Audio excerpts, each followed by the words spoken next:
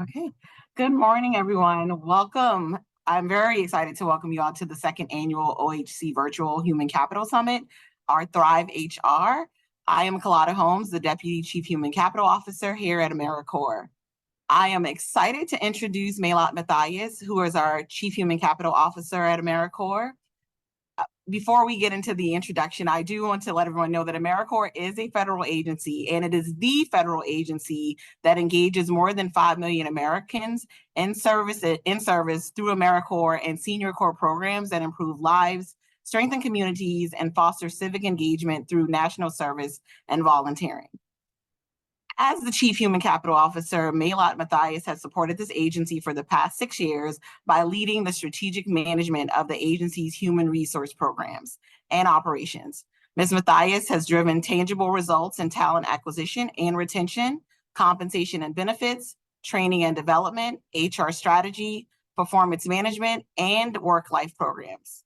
Prior to joining AmeriCorps, Maylot served in different public sector roles at the U.S. Patent and Trademark Office, where she led large-scale reorganizations, cross-organizational transformation, initiatives to improve performance efficiency, effectiveness, and accountability, strategic human capital planning, policy development, and technology modernization.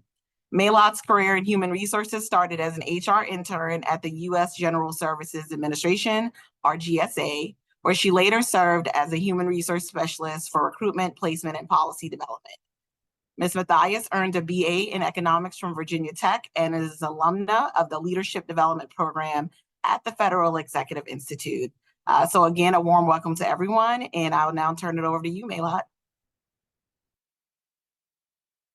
Thank you so much, Kalada, for a warm welcome. And so happy to be here today. Ladies and gentlemen, esteemed guests, and fellow champions of human capital, welcome to our second annual AmeriCorps Office of Human Capital Summit, Thrive HR 2024. I am delighted to be kicking off today's festivities, and I am briefly going to take you down a memory lane walk before doing so. Last year, our first annual HR Summit facilitated discussion and ideation around the realm of possible in the talent management space. AmeriCorps leaders, human capital staff, and invited guests heard from leaders and industry experts on ways to leverage best practices and draw inspiration from their successes. We had the privilege of learning from our dynamic presenters from NASA, Department of Veteran Affairs, Department of Education, BetterUp, and Department of Homeland Security, to name a few. We laid the foundation to inspire our team and HR practitioners across the federal space. And at AmeriCorps, we channeled that inspiration and those proven practices into our human capital organizational strategies and vision. We better articulated our value proposition, and we implemented initiatives to grow organizational success. These opportunities translated into our leadership continuum model that launches next week, enhancements to new employee orientation to enrich the experience of newly onboarded employees at the start of their AmeriCorps journey, and the intentional implementation of people strategies to make AmeriCorps one of the best and most equitable places to work in government. Our decision to open this event to HR practitioners across the government these past 2 years was purposeful, because let's be honest, we face many of the same complex challenges, we share common priorities, and navigate the same pace of change across the workplace landscape. The intersection of innovation and collaboration is a powerful means of coming together to learn together and intentionally do the work necessary to accelerate our progress together. As I think about that, one of my favorite African proverbs comes to mind. If you want to go fast, go alone. And if you want to go far, go together. And who doesn't want to go far? Today, as human capital professionals and organizational leaders, we stand at the crossroads of unprecedented change and opportunity as we gather to explore the vital elements that fuel the very essence of our organizations, our people. Over the next 10 minutes, I'll set the stage for our discussions for the next 2 days, centered around these 6 critical pillars: employee well-being, individual performance and burnout, learning and development, strategic human capital transformation, mentorship, and thriving into the future, all within the context of the hybrid workforce and technological advancements that some of us can barely keep up with. I may just be talking to myself here. At AmeriCorps, our intentional prioritization and investment in people strategies that directly align to these pillars has undoubtedly boosted employee engagement to 79% positive as of last year. AmeriCorps is now ranked number 14 out of 30 small federal agencies as a best place to work in the federal government, moving up 8 spots from our 2022 ranking of number 22 out of 30 small agencies. This not only validates that our people-first strategies are working, but it really reaffirms that we must stay the course to make AmeriCorps one of the best and most equitable places to work in government. I am confident that we will draw renewed inspiration on how to do so from our time together today and tomorrow. In fact, let me get into some of the details of the next few days. First, we'll delve into individual performance and burnout. While high performance is what many organizations value and strive for, maintaining that fine line between peak performance and burnout has become increasingly difficult for organizations. The demands of modern workplace, coupled with the pressures of a hybrid workforce, can take a toll on even the most resilient individuals.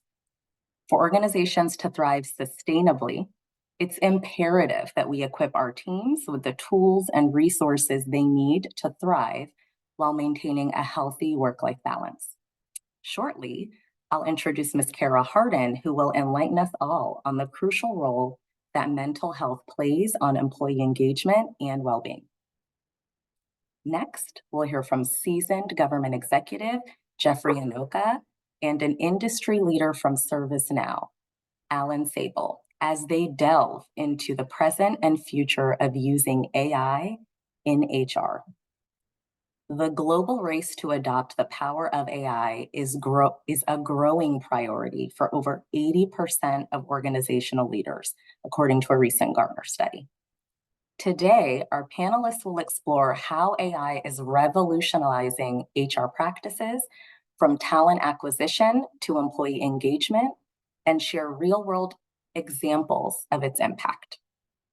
They will also discuss the potential future applications of AI in HR, including predictive analytics, personalized learning, and AI-driven talent management strategies. You do not want to miss this opportunity to gain valuable perspectives on how we can leverage AI to enhance HR effectiveness and shape the future of our work. Next, let's talk about mentorship.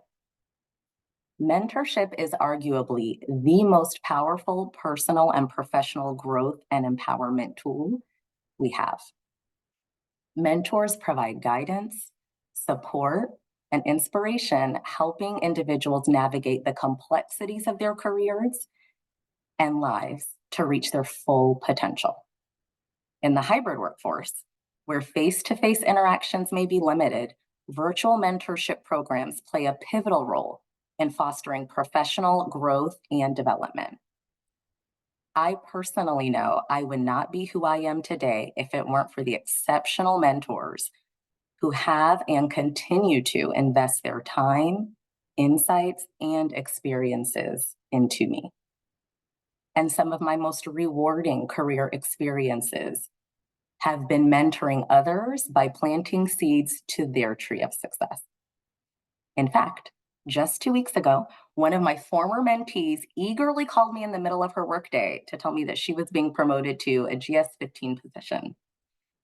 Having the privilege to share in her joy was both gratifying, but also a very timely reminder that mentorships whether serving as a mentor or mentee, are mutual acts of service that enable us to have a profound impact on others. Today, Cardell Johnson, Program Executive at GAO and Mentor of the Year, and a cultural transformation expert from Deloitte, Camilla Smith, will explore the critical role of mentorship and sponsorship in personal and employee development. They'll share their expertise on how mentorship and sponsorship programs contribute to individual growth, organizational success, and diversity and inclusion initiatives. Finally, Joyce Adadison will close out the day and delve into the often overlooked challenges of workplace wellness programs and unveil strategies to create truly impactful initiatives. While workplace wellness programs are well-intentioned, they often fall short due to different pitfalls. Join us as we navigate common pitfalls, such as one-size-fits-all approaches, lack of employee engagement, and disconnectedness from organizational culture. Drawing upon real-world examples and expert insights, Joyce will explore actionable steps to avoid these pitfalls and design wellness programs that foster a culture of holistic well-being. Whether you're an HR professional, manager, or employee advocate, this keynote equips you with the knowledge and tools to champion meaningful and sustainable wellness initiatives that prioritize the health and happiness of your team. In a world that often demands more than it gives, prioritizing the physical, mental, and emotional health of our workforce is not just a moral imperative, but a strategic necessity. As organizations, we must create environments where employees feel supported, valued, and empowered to bring their best selves to work each day. I hope you all are as excited as I am about the dynamic speakers we'll hear from. As we stand on the brink of a new era filled with both challenges and opportunities, it's essential that we activate the conditions that will enable our people to truly thrive. Before introducing our first speaker, I want to take a moment to reiterate a few of the housekeeping items that were covered at the top of the call. At the end of each session, time permitting, we will take Q&As. We want this to be an engaging experience for everyone, so I implore you to use the chat function to engage in discussion and share your insights and experience throughout the summit. We ask that all questions be submitted via the Q&A feature so that we can reserve the chat for discussion. And we will administer a brief poll at the end of each session, followed by brief breaks in between speakers. Now that those reminders are behind us, let's get this summit going. As the summertime approaches, this time of year comes with so many complicated feelings about work and the demand ahead. The next few weeks are full of responsibilities that flow more than they ebb, both at work and at home. It's also Mental Health Awareness Month and Wellbeing in Law Week.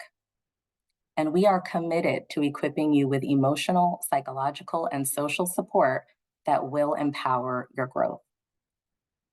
Kara Hardin, our keynote speaker, who I have the honor of introducing today, is here to talk to us about the complicated relationship between mental health and high achievement. Kara Hardin is the founder and CEO of the Practice Lab, is a mental health educator, registered psychotherapist, and former practicing corporate and securities lawyer who has spent the last decade working with high performers. She specializes in complicated ways that mental health drives performance and how our mental health shows up at work. She holds a master's degree in counseling psychology from the University of St. Thomas in Minnesota and a Juris Doctor from the University of Toronto Faculty of Law. Kara's core values are learning and kindness. Her session today is about understanding how the ways we've learned to succeed can sometimes get in our way, and practical ways to approach that tension in the context of the daily demands of work. Kara, we are honored to have you with us today. So without further ado, please join me in giving Kara a very warm welcome, and let's officially kick this summit off. Miss Matthews, thank you so much. Oh, we've even got some live emojis, some hands there. I love to see it already. Thank you so much for having me. I have spent the last decade obsessed with the question, what does it mean to have a healthy relationship with work? And in our time together, I'd like to share with you what I've learned. My tech is a little bit different. It's a little bit spicy, for lack of a better word. So just to take a moment to orient, I'm going to be bopping around a little bit. Sometimes I'm going to be in this corner. Sometimes I'm going to surprise you down here. I could be over here waving. I might even pop in here. And so for you to get the most out of our time, if you're like me and you need baby bifocals, you just might want to maximize me a little bit on the screen. And while we're doing just a little bit of tech stuff, I'm hoping, Kalada, you can put the polling link in the chat for the almost 90 people that are here with us today, because not only am I going to be talking, but I'm going to want to hear from you. Perfect. And I'm happy to share all my tech stuff later. I saw that Q&A. Look at how active we are. My goal for our time together, like I said, is to share with you what I've learned. In doing so, my hope is that we can examine and improve your relationship, not only with work, but also with yourself, and nay, she's ambitious, also your loved ones. And the way that I propose getting there is by addressing two big concepts. The first is getting context. How is your relationship with work right now? How are you really? I'd like to talk to you about the paradox that I've found at the heart of high performance. And then I want to be practical, tactical. HR professionals across government are here. And in honoring your time, attention, and energy, I want to dig into practices and strategies. There's research on how to have an effective remote meeting by Martine Haas out of Wharton. In order to engage, we need to have shared identity and shared values. Now, if you're here and you're listening, it means you're part of AmeriCorps. I take for granted that you're curious about performance and you're curious about mental health. What I need to know a bit more about are your values. And because that's a large conversation, because that's kind of a big one, I'm going to be a bit therapist-y about it. And I want to ask you, how are you? How am I finding you right now? In order to get that information in a somewhat efficient fashion, we're going to use polling. The link was just added to the chat. Thank you so much, Stacy, for doing that. And I'm hoping that if you are joining remotely from somewhere and you prefer to use your phone, you're comfortable, you just open up your camera app as if you're going to take a picture of my cute self. And instead, you're going to see that a little yellow frame is going to show up and it's going to say poll 11. You just click on that. It's going to be the same link every time. So like I said, I want to know, how are you actually right now? Mark Brackett is the director of the Center of Emotional Intelligence at Yale. And he says, it's so strange, like how are you has become a greeting. We don't answer honestly, and we don't listen to the answers. When someone says, hey, how are you? We say good, fine, tired, okay, well, busy, stressed. For a while, in the thick of the pandemic, we would say overwhelmed and exhausted. I've noticed those have fallen a bit out of fashion. In order to meaningfully help you today, though, I want to know how you are. So a word cloud works where the more often an answer is given, the bigger the word gets. And as a therapist right now, I'm loving that the biggest word is feeling. Y'all out there feeling. I see also stressed, disappointed, excited, busy, loving, happy. And you see, this is how we show up to work every single day, not just feeling one thing, but feeling tens of things, sometimes at the same time. I see grieving out there, and I know that there are people that are going through complicated, painful things right now. And you're here. You're listening. And the thing about high performance is we're taught feel all these things, like be human, but then what I'm going to ask you to do is ignore them, compartmentalize them, power through them. I'm just going to need you to go ahead and get your work done. We're not taught how to take this body of knowing, these emotions, and harness them to help us perform. And yet, whether we ask ourselves this question or not, this is how we're showing up at work. And so what do we do about that? Well, we've got a little bit of a tricky challenge that faces us today, because the question of what do we do with all the things we're feeling and how does that help engage our relationship with work and ourselves? The tricky thing is, it looks like I'm about to give you answers.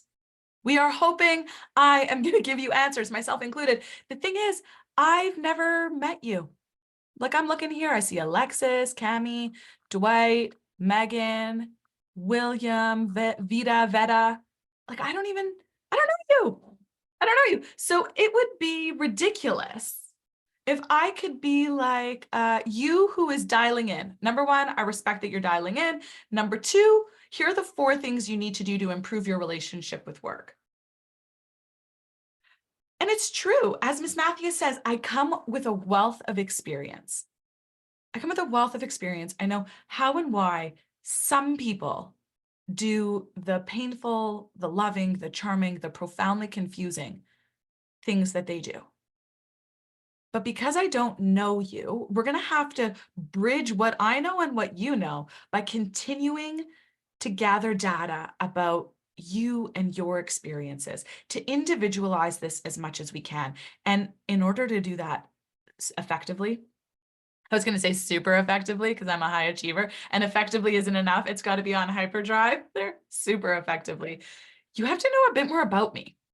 In particular, you have to know about how I see the world and how I show up at work. Like right now, the parts of me that are working aren't just the woman with the graduate degrees who has decades of experience. The parts of me that are showing up right now are also a mom, a daughter, a granddaughter, a sister, a cousin, an acquaintance, a friend, an in-law. As I say, an excellent in-law. I think my in-laws are amazing, but I also think that I am, I think they hit the jackpot. I'm also white, I'm cisgender, I'm heterosexual, I'm what's called neurotypical, I'm Jewish, I'm a settler on the land where I live and work, land that has been occupied, that has been lived, shared, cared for by humans for many thousands of years. I'm 40, makes me an elder millennial. All of this really means I just like get low back pain just from sleeping. Like I wake up and I'm like, ooh, I have an injury. It also means, though, that the way I see and interpret the world is going to be different than the way you see and interpret the world. So accept, reject, counter, offer. Refine. This is an offering. It is an invitation from the humblest and most open part of my heart to help you, however I can. And if you are there thinking, Kara, we started out so strong.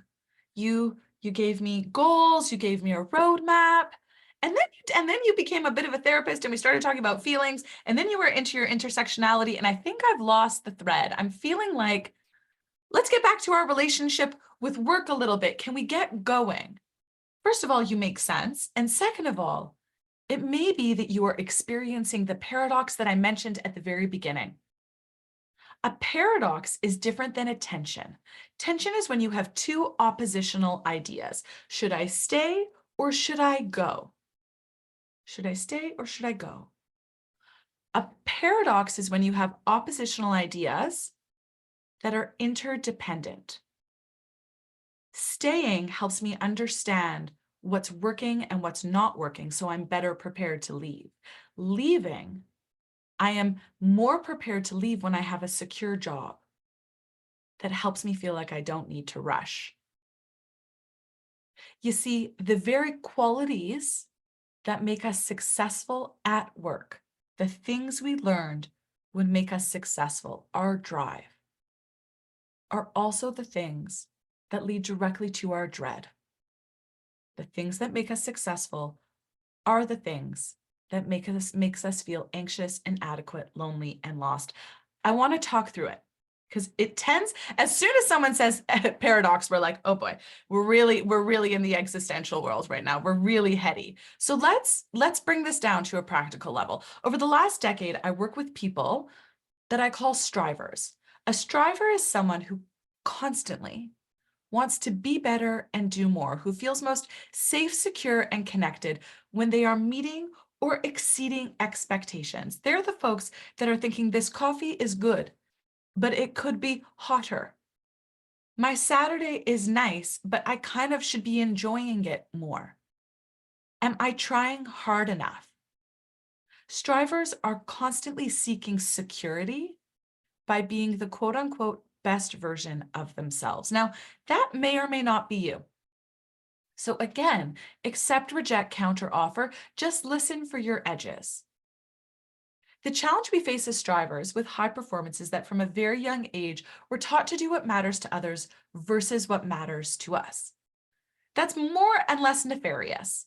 There are more and less nefarious ways that our systems and our societies and our rules and other people program and condition us to do what matters to them. So a not nefarious example is my very sweet 4-year-old daughter. Turns out she needs glasses, genetics, funny thing. Turns out she needs glasses. And this girl would sleep in those glasses. I get it. She wakes up in the middle of the night. The girl wants to be able to see. I get it. The thing is, Mama's worried those glasses are going to break. Like she can't actually sleep with those glasses in her bed. So she's taught to do what matters to me and my bottom line financially more than what makes her and her body happy. It's not nefarious. It's the context of growing up. The thing about strivers is that throughout their lives, they are excellent at meeting expectations again and again and again. Get the grade, get the gold button, get the trophy, be the smartest, be the most accurate, maintain social harmonies. Heaven forbid we ruffle feathers. And that's okay when there's semesters. It's okay when there's breaks. But what happens when we're adults? And there is always something more to do. Well, we just dig deeper. We dig deeper because we feel best and most safe, most secure when we're executing. So if there's more to do, we just do more. We do it efficiently. We get it correctly the first time. We try to do it impressively. We start to derive our sense of value from getting it done. The thing is, I've never met a to-do list that ends. And so instead of having another skill, this strength, this drive starts to become dreadful as the answer to work becomes working harder, working smarter, sleeping less. Like how many of you have had a dental appointment in the last 6 months that you've had to cancel? Because we go to the bottom of the list. It's not that your teeth don't need cleaning. It's not that they don't. It's that there is something more important for someone else that we need to do. And so day to day, life starts getting really painful. We start waking up feeling dread and doom. We experience difficulty falling asleep, difficulty staying asleep, resting becomes hard. We feel irritable, annoyed. On one end of the spectrum, maybe on the other end of the spectrum, we're starting to have pain and panic. And we think this can't be normal. This isn't normal. This isn't how I want to spend my beautiful life. So we devote our resources, our time, attention, and our energy to somehow fixing ourselves. We feel guilty when we're working. We feel guilty when we're not working. And we feel guilty that we're broken. We try to be the best. We try to be the best. We handle this pain by then being the favorite, working harder. We get really judgmental. We're motivated to fix ourselves because we are desperately afraid. And we think if only we could get it right. And then we have these two gears. I'm either giving you everything I've got, or do not ask me to leave my bed. Don't do it. I'm not going to do it. I will feel guilty about not doing it, but don't. I'm either giving you everything and about to run a marathon, or I'm never leaving my bed again. I'm just curious, as you're applying and think of these ideas, how many of these experiences apply to you right now? How many of those, there were about 12 things. I'm not going to show them again. Just think back how much of what I'm saying, ballpark, feels like I'm describing you.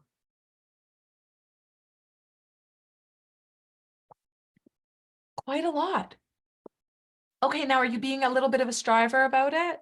Is there a part of you that's like, oh boy, this isn't good.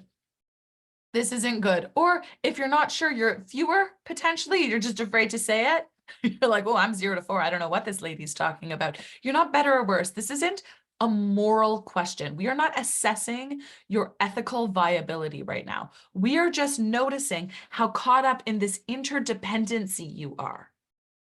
This tension that's interdependent, where your drive pushes you to the point of feeling dreadful, and your dread gives you more drive to solve it. We're just noticing that. And to make the point even sharper, how often do you get the cue, implicitly or explicitly, from yourself or someone else that you could do more? Okay, so we're walking around feeling anxious in a world that tells us we should be doing more. No wonder. No wonder. Right? We make sense. So we spend our days either feeling so busy that our hair is on fire or not busy enough and guilty. We're either struggling and lambasting ourselves for that struggle, or we're sailing and feeling like we could be sailing better. There's ever more a place to grow. I'm so curious, is there anything as you're listening right now that you want your colleagues to know about your day-to-day? And as you can see from the answers coming in, it's all anonymous. From my end, all I see is a timestamp. What do you want your colleagues to know about your day-to-day experiences?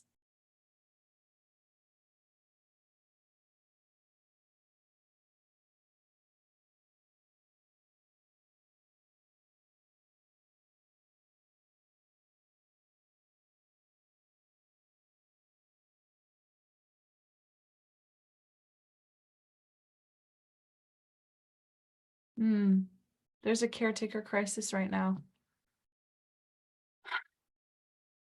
And I know someone's grieving.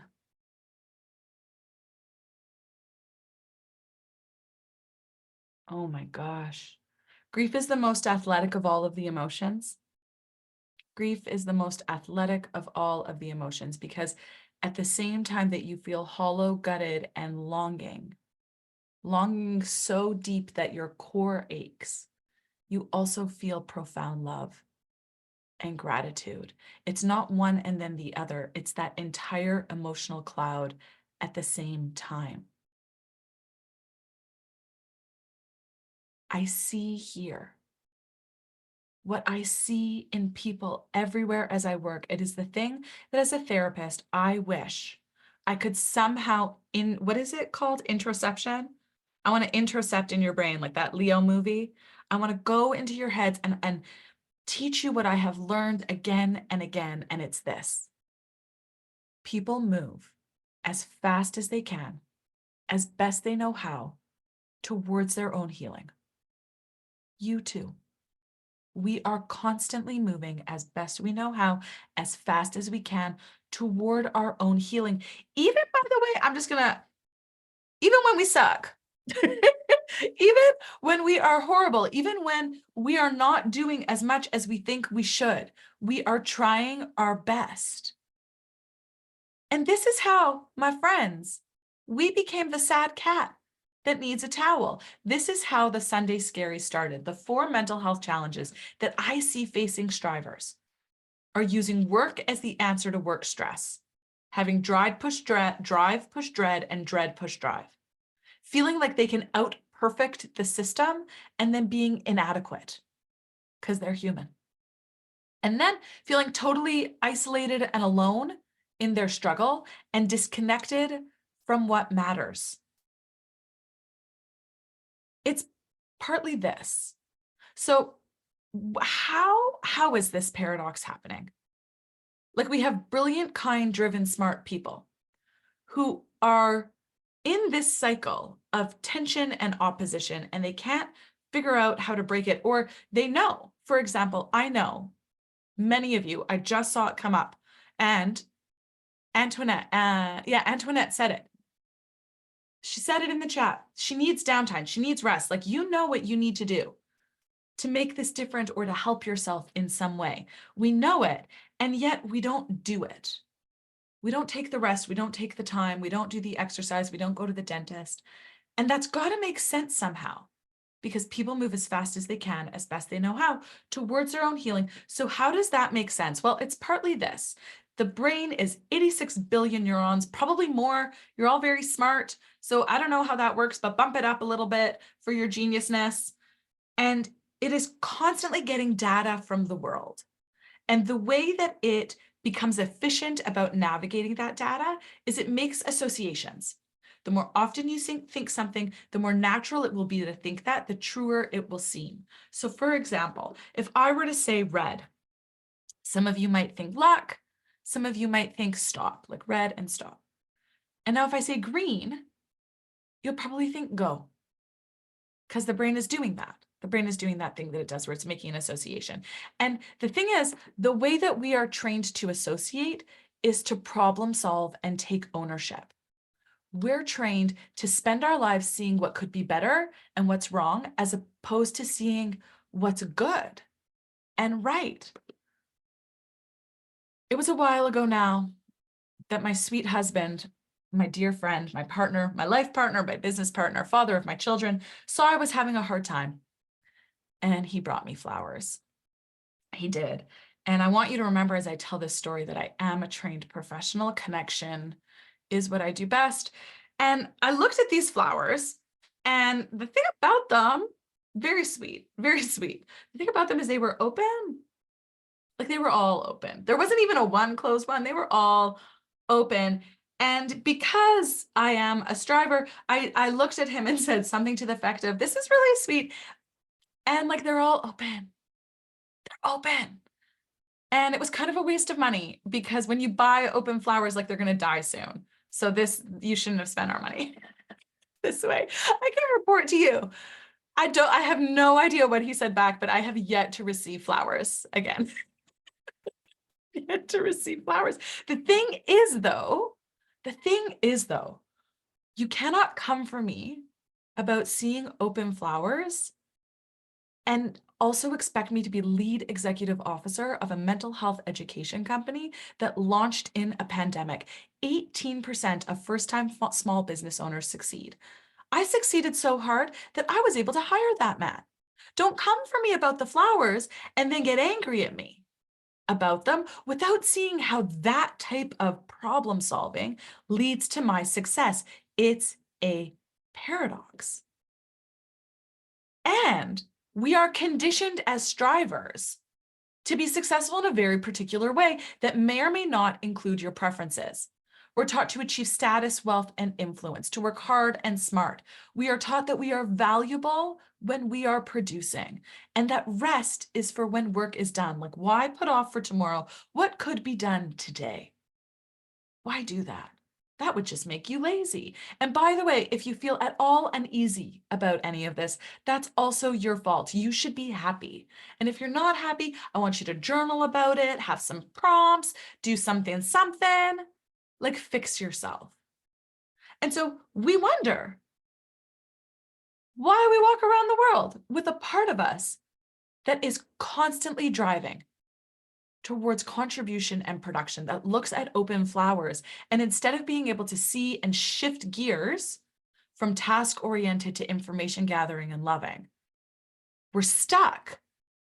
We're stuck being like, yeah, this could be better in every aspect of our lives all the time. Lynn Twist has this book called The Soul of Money, and there's a paragraph. She says, we wake up in the morning and our first thought is, I didn't get enough sleep. Our next thought is, I don't have enough time. Before our feet even hit the floor, we feel inadequate. This is how we are relating to work every day, constantly trying to navigate this paradox. And so what can we do to help? The parts of you that are helping you succeed are also leaving you feeling anxious, maybe inadequate, maybe lonely, and maybe lost. The good news is I have lots of ideas. Again, the tricky part is I've never met you. So I'm really going to need you to engage meaningfully in order to, get clarity around whatever you need. So feel free, even now, I've got the Q&A open on the side. I think there's going to be time for Q&A afterwards. Actually, even Stacy, if you want to remind me, I think I'm set to end at 11 and then there's time for Q&A, but then my brain is pinging a little bit that there's a break. So do you want to let me know if I should be ending a bit earlier to make sure that there's time so we don't eat into people's break? That would be great. Thank you. So here is the framework I'd love to offer you in order to navigate this interdependent dynamic. The first is, and it's what we've spent a lot of time so far today doing, is just notice. Notice when there's not just a tension, but an interdependency. When your drive has become dreadful and your dread, thank you, and your dread is leading you to be more driven. You know, another example that might be helpful is the other day, I was in Washington. If only I had known all of you then. That's perfect. If only I had known all of you then. I would have stopped by. I'm friendly like that. She's Canadian. She's just gonna say hi. She has an aggressive way. And I chose to be in Washington when my son, and he's on his like first soccer team, and it's so adorable. And I just want to like be there and experience it. But I was in Washington, so I wasn't at soccer. It felt like I made a choice between an either or. You can be in one place or you can be in another place. The paradox, the work is noticing actually, by going to Washington, we can afford for my son to play soccer on this really cool team. And by missing his soccer, I am motivated to try harder at work to make it more worthwhile. It is not here or there only. Our relationship with work is not always I'm working tonight or I'm not, or I'm answering that email or I'm not. We see it as all of these either ors, and so we always feel like we're losing, when the reality is we are many things at the same time. And noticing that complexity is paramount to starting to heal how we are able to show up and how we relate to ourselves. And then what we have to do is think about tiny things we can do. The striver in us wants to go all or nothing. We want to go in really hard and be like, here are the things I need to change to make my life better. I'm going to have a color-coded schedule, and I'm going to meditate, and I'm going to read, and I'm going to do all of these things. When the reality is, if you had time for any of that, you'd be going to the dentist. But you're not. I know you're not. And if you are, kudos to you. What are you doing right? Again, not a moral question. See that language? Striver language seeped in. So let me ask you this first. What is something you could do, a way you could practice thinking that you know would help in your day-to-day life?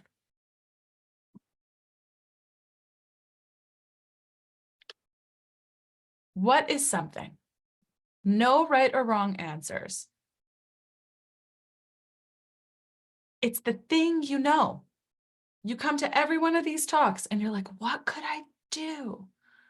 Walk away. Yeah. Let go, more rest. And I just want to notice the difference there. There's a difference between rest and sleep.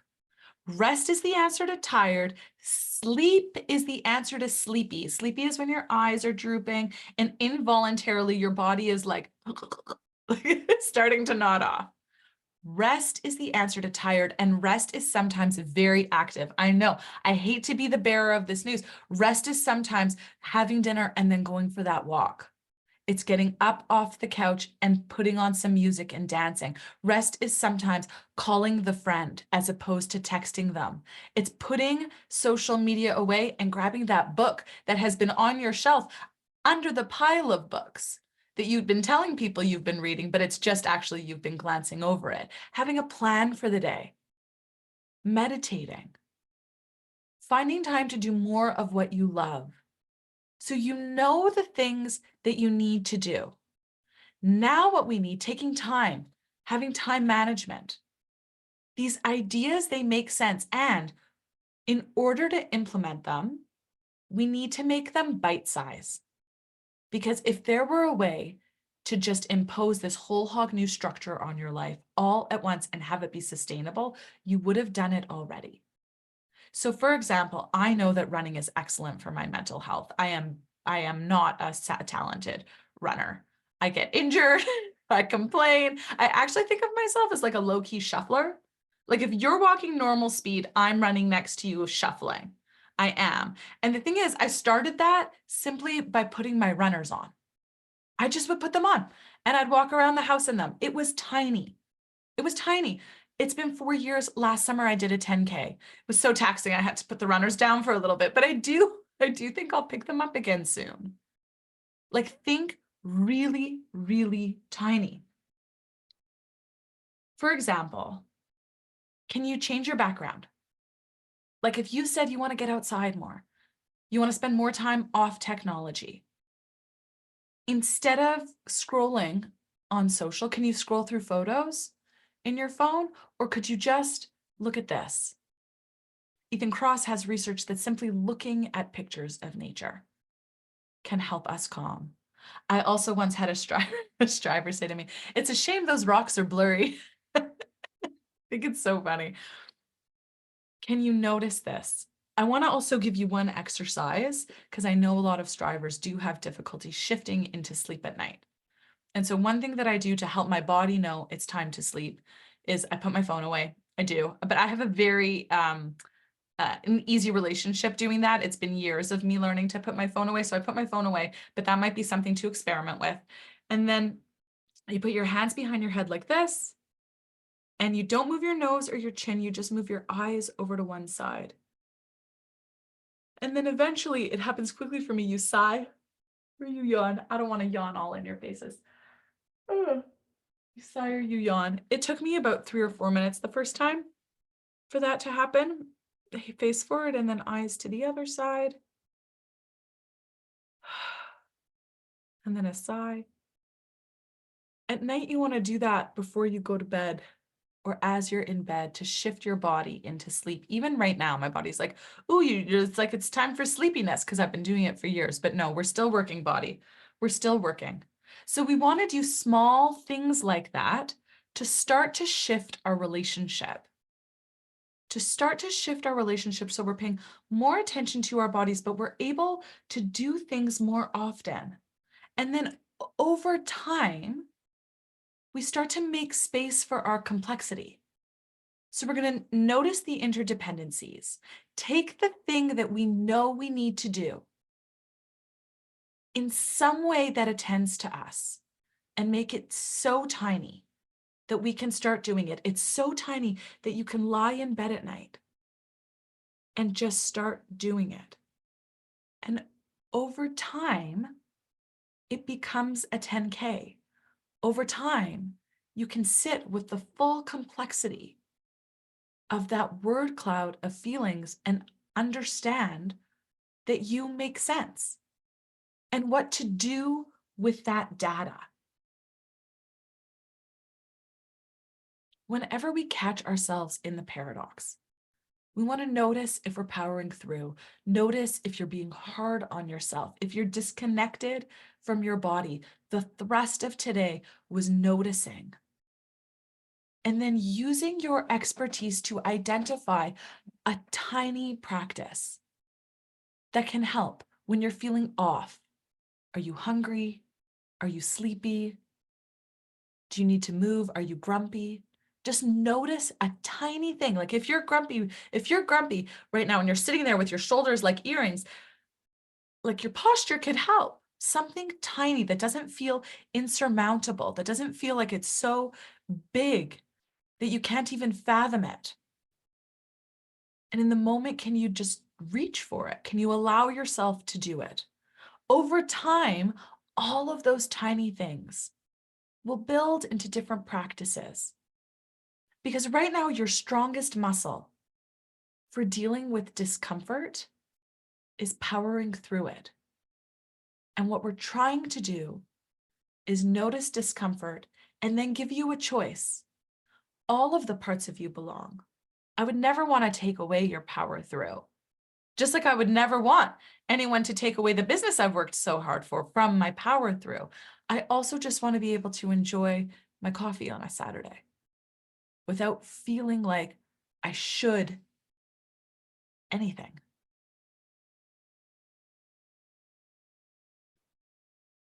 And so I will be about to take your questions. It's such a funny way of saying it. First, I want to leave you with this idea, and then we're going to get to questions. So often as strivers, we go through this world thinking there's a right way and a wrong way to be. And that if only we access the right way often enough, that we'll be safe, that we'll be valuable. And what it leads to is a life of ever overwhelming anxiety and grief. Because your existence isn't a moral question. Your worth isn't a function of what you do. You are inherently valuable. It is your birthright. You matter simply by virtue of waking up every day. And so what we need to practice is divorcing the idea that somehow we are valuable from our productivity. Today, I hope I have invited you to examine your relationship with work that way, that I have shown you a field beyond right doing and wrong doing. And if you find yourself so inspired to practice there, please know that you're not alone and that I am right there practicing with you.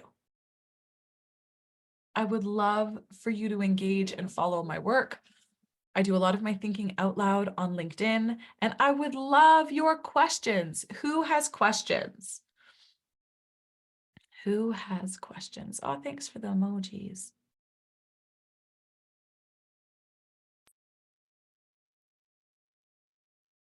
This is Kalada. You all are encouraged to type your questions in the Q&A panel. I see lots of reactions, which is great. Any questions? Anyone want to share a practice that they are doing that's tiny or an overtime practice? Just lots of love for you, Kara. I feel it. I'm like, oh my goodness. Sometimes how can we, oh, Sharon, thank you for that. And Tracy, I did see your questions. Tracy, I encourage you to get my email from there, kara@thepracticelab.org. And I am happy to tell you all about my software and hardware at home. I'm happy to help you with that. That's a really great question. So one of the things I think about when I think about organization and structural change is the need to have leaders who are aware of this paradox so that they themselves are leading and managing people with it in mind. So instead of like, it's the difference between the boss who you go to when you have strep throat and you were like, I can't run this meeting. And the boss that says like, I'm so glad you're here, just power through it. And the one that's like, cool, okay, so power through it is plan B. Let's look and see if there's any feasible way to come up with a different plan A. And sometimes there is and sometimes there isn't. So having leaders that are aware of it, I think is one of the most important parts. And then having policies that reflect the message is a bigger discussion. I like to think policies in terms of all of our intersections. One that I'm so hot to talk about is menopausal policies. I know we're like, someone's like, oh my gosh, it's Wednesday. It's not even 11 a.m. Eastern time. So it's very early for some of you. And this woman is about to talk about menopause. I am. There is got to be some understanding of the hormonal changes that go through some folks' lives, and having policies that sit at the intersection of all of these places really can be helpful. I am an individual person, but like thinker also. And so these are questions that actually I would throw that to Kalada, and I'd be so curious what you have to say about that. I see that there are more questions coming in though. So Kalada, I don't know if you want me. I can briefly answer. Yeah, I yeah. would say that in regards to policies, I think we're also trying to figure out, I think one of the best approaches is to take a user experience approach to understand what's actually happening in your organization. From the AmeriCorps perspective specifically, we are a very young agency. Our average age is 35 and we're run by millennials. That's very different than other organizations that have a more diverse age range and maybe different groups. And we're mostly based in DC and now, hybrid. So I think looking at your metrics, having conversations with your workforce, understanding what their needs are, and also later today, to make a later today plug, when Ms. Otteson speaks, she'll be talking about wellness programs and looking at all those factors because we often don't consider who we're actually serving with one size approaches. But with that, I will let you go to the next question. Thank you. Thanks, Ms. Holmes. That was wonderful. And I appreciate your systemic lens. There are a lot of resources internally at this orgs. And by resources, I mean incredibly bright, talented, and smart people. And I would say Ms. Holmes for sure is, I'm sorry, I'm about to blow up your inbox. It's all good. Are there workplace management techniques you've seen that encourage? I have. So mindfulness, to me, my quick definition is anything that gets you behind your eyeballs. So anything that gets you into the present moment, seeing the world as expansively and accurately as you can. I've seen a lot of organizations actually support people by downloading like meditation apps, by actually having meditation rooms, by having timed like group meditations. So some organizations like at 9 a.m. is like a standing 10-minute meditation, and they'll put people through training. So I have seen stuff like that. The results in particular, the research around meditation is quite strong that it does help with mindfulness.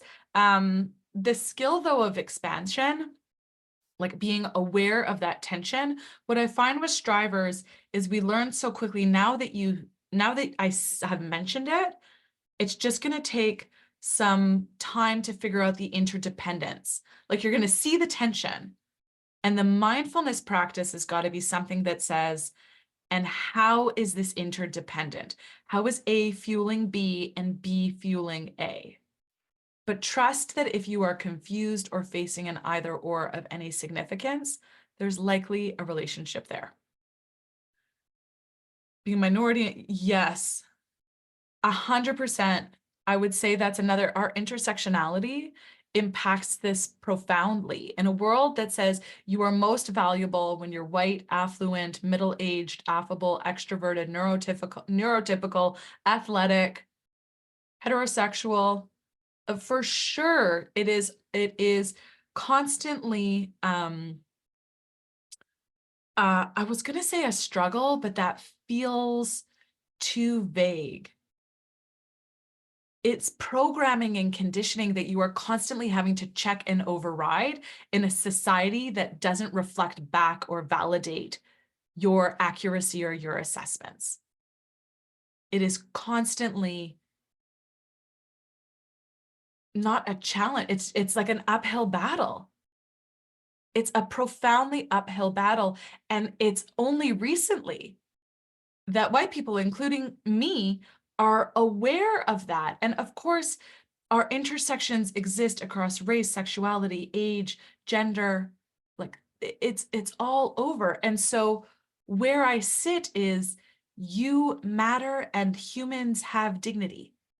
We are dignified. So people move as fast as they can, as best they know how, towards our own healing. You move, whether or not someone is reflecting it back to you, whether or not the world is confused by you and your choices, your perspective.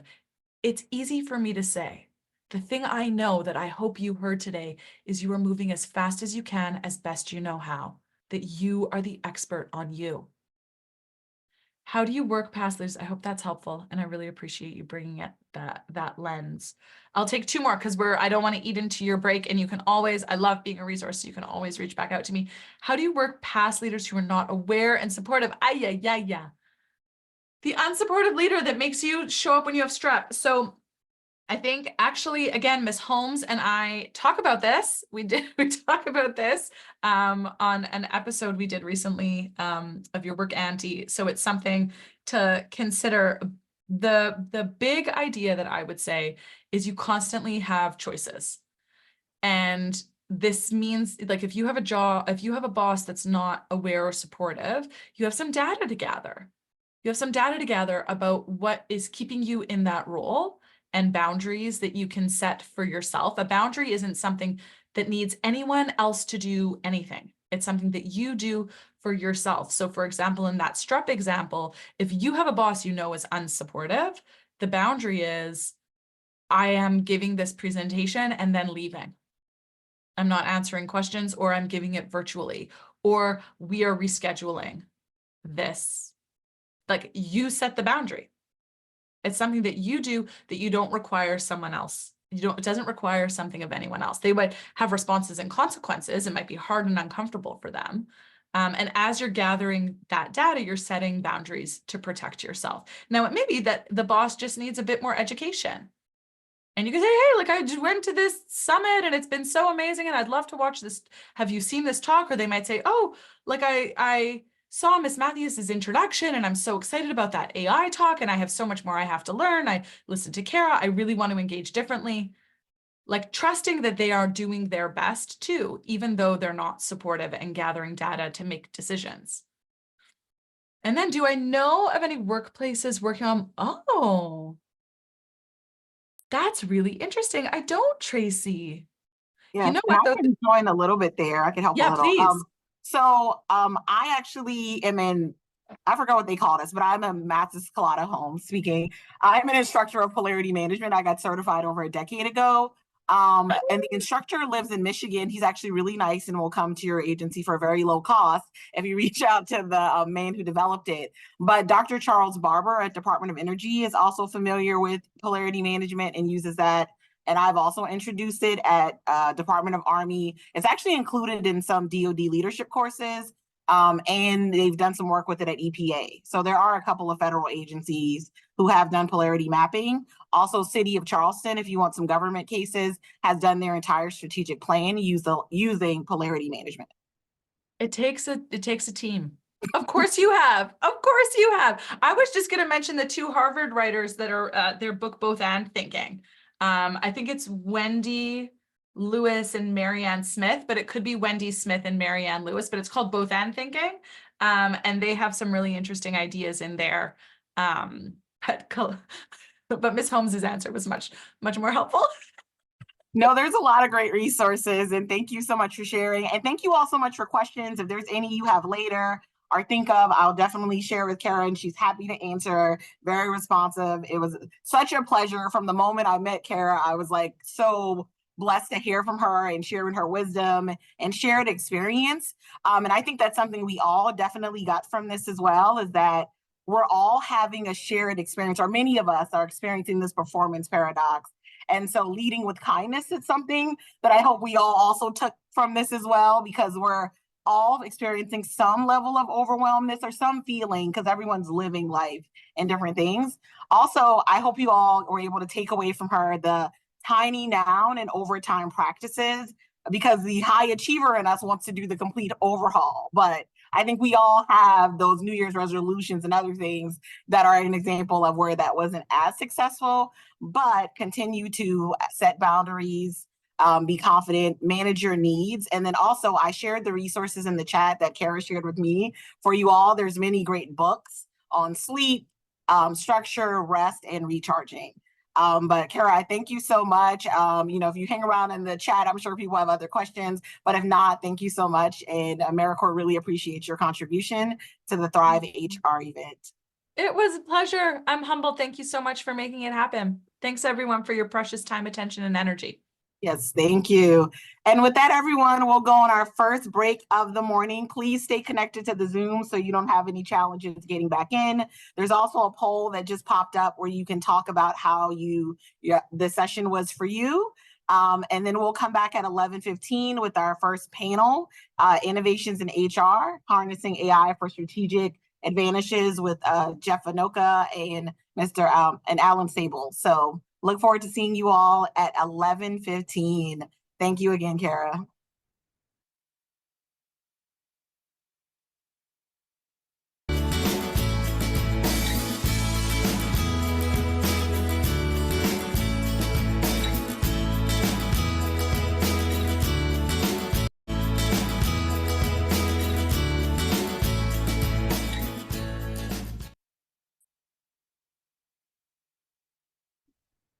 All right, welcome back, everyone. Hopefully you had a great break. So I'm very excited to introduce our next two panelists. So earlier I mentioned them before the break. We have Jeffrey Anoka and we have Alan Sable. So I will provide some introductions and then we'll have a presentation from Mr. Sable about the offerings currently at ServiceNow. Alan Sable is the Senior Director of Product Management for Generative AI at ServiceNow. Alan is currently leading ServiceNow Now Assist generative AI product for HR and employee experience. Alan is a longtime innovator of HR technology solutions that drive employee productivity, reduce HR operating costs, and enhance employee experience. He has previously led AI and HR technology initiatives at ServiceNow, Untuit, and several venture-backed startups. He has also had experience with passion about enterprise service management to break down organizational silos to drive business productivity and improve employee experience across the enterprise. And Mr. Jeffrey Anoka serves as the Deputy Chief Human Capital Officer for the Department of Health and Human Services. In this role, Jeff serves as a senior advisor and consultant to the Chief Human Capital Office, Assistant Secretary for Administration, and senior leaders of the department on all matters affecting the department's human capital function. He also provides strategic guidance and leadership for all aspects of human capital programs and functions for the Office of the Secretary, staff divisions, and service operating divisions. Now I will pass it on to Mr. Sable to provide his presentation before the panel. Thank you, Kalata. Really appreciate it. Thanks for the introduction. Let me go ahead and share my screen so we can get started. All right, you did a great job with that very long bio. I should have sent you a shorter one. So I don't need to do the introductions. So let's continue. Okay, so hello everyone. I am very excited to speak with you about generative AI today. It is obviously what I do for a living. It's what I love doing, is building products based on this new technology. And it's something I'm very passionate about, which is employee experience. We'll talk a lot about that today. I think everybody's heard all the hype that's in the news, right? I mean, everybody's gone in there and played with ChatGPT, and I know I tried planning my ideal Maui vacation one time, and it did a really good job actually. And so there's some exciting stuff out there, but we are in HR, and in HR there's things we need to be very responsible and considerate with, like employee data, data security, data privacy, mitigating organizational risk, and of course making sure we give a great experience to our employees. So there is a lot of hype. There's a lot of exciting things about generative AI. Gen AI is poised to unleash the next wave of global productivity. You hear companies like McKinsey saying that Gen AI's impact on productivity is going to be in the trillions of dollars. It's going to add trillions of dollars of value to the global economy in the next few years. What does that mean? It means it's going to drive down costs for your organization, and every organization cares about driving costs down at a time like this in the current economy that we're in.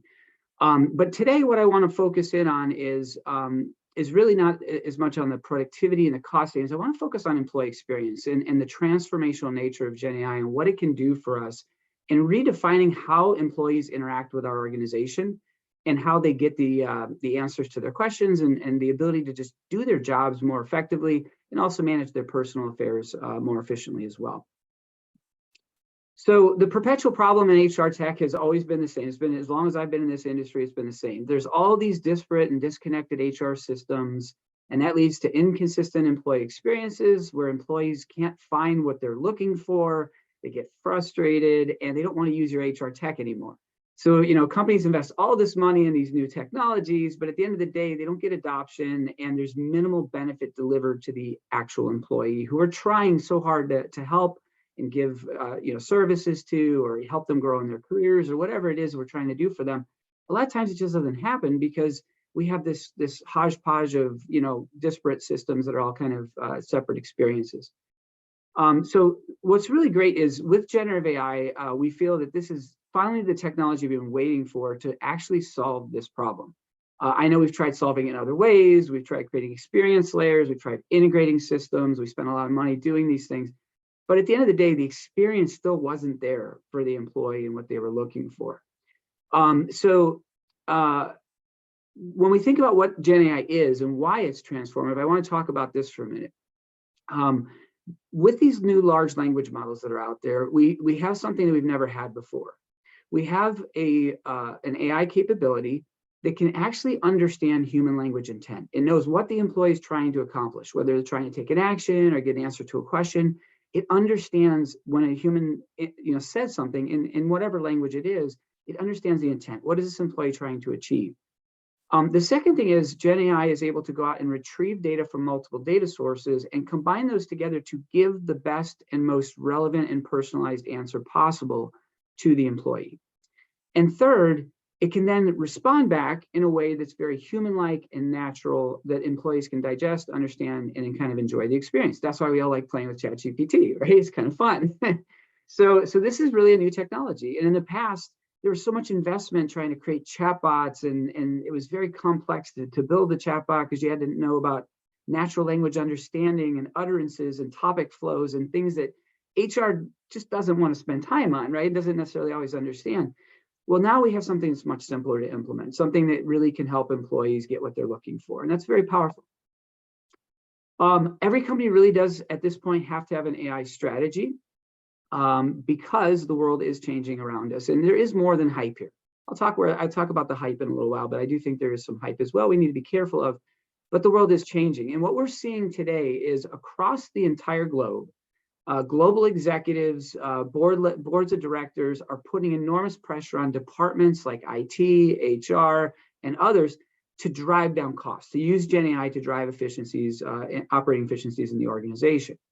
But the problem is HR still has those concerns I mentioned at the top of the presentation, which is, what about data security, data privacy? What about bias and hallucinations? I keep hearing about that as a concern. How do I mitigate organizational risk? So HR leaders right now today, at this moment, across the globe, are working with their IT partners to try to figure out what is our Gen AI strategy, number one, and two, what is the right vendor, mix that we need? Because we can't do this all ourselves. What are the right vendors to bring in to help us achieve our goals from a business perspective with Gen AI, but to do so while mitigating that risk, okay? And the thing I'm most excited about is just what I'm seeing from HR executives. I've met with over 100 companies over the last 6 to 9 months probably. And it has been amazing to see the energy and the excitement from HR practitioners and HR leaders when it comes to the transformational nature of Gen AI for employee experience. So I'd like to do is just quickly share with you what I've heard from customers, right? In general, what I've heard from customers, and this is good, this is probably about 99% of the time, is that they're looking for the exact same things. They're looking for a unified conversational experience that lets employees ask a question in their own natural language and get a direct, personalized answer to their question. So if they ask a question like, how much paternity leave do I get? Well, it depends. Are you based in the UK or in India? Are you full-time or part-time? There's a lot of factors that go into that, the answer to that question. That data lives out there somewhere. The employee doesn't want to read a policy document. They don't want to read a knowledge article. What they want to do is they want to actually get an answer to their question. Gen AI gives us the ability to give that direct, personalized answer that answers the exact question the employee has. That's never been possible before. And it's so refreshing as an employee to actually get what you're looking for. What a crazy idea, right? But also, customers want the ability for the employees to take actions through that same conversational capability. So if an employee asks a question like, how many days of PTO do I have? The answer should be, Ellen, you have 5 days according to Workday. But then the next thing they might want to do is say, well, I want to request PTO. And the conversational interface should be able to say, sure, Ellen, I can help you with that. What day would you like to start your PTO? That's the type of experience that we already have today, right? That exists today with generative AI, with some of the capabilities that are out there. So it's very exciting. But for HR, there's some nuance. There's some things that are really important for HR specifically. It has to work for all personas across all interaction channels. And if you take nothing away from today's presentation, please remember this. Everybody out there is trying to sell you a bot right now. Remember I talked about the hype? There's a lot of hype out there. Everybody's trying to sell you a bot. You're going to find every HR tech vendor out there is going to say, I have a learning assistant that can help you find learning content. I have a goals management assistant that can help you write goals. I'm an HCM provider and I can help you find data inside the HCM. The problem is, remember I said at the beginning, there's like 20, the average organization has about 20 different HR systems, totally disconnected experiences. If every one of those systems creates a bot, you have 20 disconnected bots where the employee is going to go ask a question thinking they're going to get the answer, and they're only going to get an answer for questions in that system. That's going to be the same old problem, but now a conversational problem. So we really need to think beyond the bot. The second thing to note here is that a lot of employees don't want to use a chatbot, right? They have no interest in doing it. We've looked at our customer usage data. We've done a ton of research on this. A lot of employees prefer not to do a bot. Office workers prefer search. They start with search instead of starting with a bot. Deskless workers don't even have access to bots. So it's really important, if you take away anything, that it's not about chatbot, guys. It's not. It's about conversational experience. It's about meeting the employee where they're at and the channels that they're in. So for example, at ServiceNow, we think about search as a conversational channel, right? The employee asks how many days of PTO in search. Why can't they just get the answer? You have 5 days of PTO according to Workday or ADP or whatever. When we think about deskless workers, we think about the voice channel, right? If you have one of those very expensive voice channels where the employees have to dial 1 for payroll, dial 2 for benefits, that's a terrible experience. They sit on hold for 30 minutes. But what if the bot can answer the call and say, "Hi, Alan, how can I help you today?" And I say, "Oh, I wanted to request PTO. How do I do that?" "Oh, sure, I can help you with that. When would you like to start your PTO?"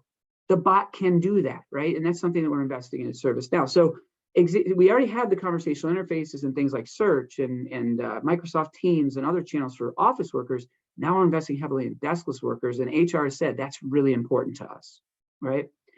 The second thing we heard is that this conversational interface needs to integrate with all HR systems. So to really be able to answer all employee questions, you need to be able to pull data real time from other HR systems. And so that's something that ServiceNow is investing heavily in right now. And really, as you evaluate vendors, you have to look at and ask, how do I not make disconnected experiences? How do I have one system or a handful of systems that can pull the data I need from other systems to give real-time answers to employees? So they have one place to ask questions and one place to take actions.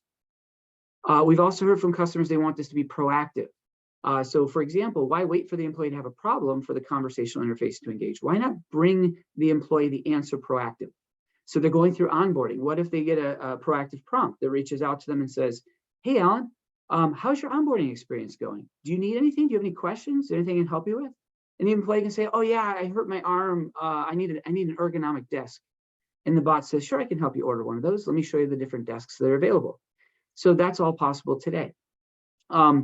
Also, what about something like benefits enrollment? You know, oh, there's only 3 days left till benefits enrollment. What if we send a prompt to the employee saying, "Oh, okay, there's only 3 days left to benefits enrollment. Is there anything I can help you with? Do you have any questions on benefits enrollment? Or would you like to just re-enroll in the same benefits from last year?" So there's really interesting opportunities to be proactive. The fourth thing is that it needs to be able to support employees across all departments. HR has always been the advocate for employee experience. And so what HR has told us is, I don't want this just to answer HR questions. I want this to answer questions about workplace, legal, IT. I want this to be a holistic answer for employees to get the answers they need across any departmental service in our organization. Fifth, and probably most important for HR, is it has to know when not to engage an employee on a sensitive topic. This is HR. We are the stewards of employee data security and data privacy, and we also care about employee experience. If an employee starts to reach out and ask questions about a sensitive topic like sexual harassment or other employee relations related matter, or if a manager is asking for advice on how to get rid of an employee who's not performing well, those are not times that we can afford to have a large language model hallucinate. And large language models, no matter which one you're using, have some potential for hallucination. But we simply can't allow that when it's a very sensitive case. So it's very important that you think about that aspect as well, is how do we protect employees and make sure that LLMs know when not to engage. And that's something at ServiceNow we've been spending a lot of time on, and we just released, is the ability to understand, oh, this is a sensitive case. Don't send it to the LLM. Instead, escalate it to a live human agent who can show that compassion and that human empathy that's needed when an employee is in that moment of need. And then finally, it has to be easy to implement and maintain for HR. This is very important because a lot of IT organizations are experimenting with general purpose large language models like Azure OpenAI or one of the many other models that are out there, and they're trying to build these capabilities. At ServiceNow, we connect to those large language models and we allow customers to use the incredible power of Microsoft's Azure OpenAI and the Copilot interface to be able to interact with the Microsoft suite of applications. We've actually partnered with Microsoft to make sure we have a seamless experience with those types of capabilities. But we also know that for HR, they are not comfortable having everything custom developed on an outside platform.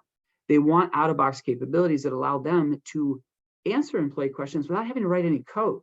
So, you know, by looking at their top call drivers, what are the things that are causing our employees the most problems, that are opening the most cases for our support agents? What can we do to add content that can answer those questions in the form of maybe write an article that answers the employee's question, and now the LLM can pick up that article and give them the answer.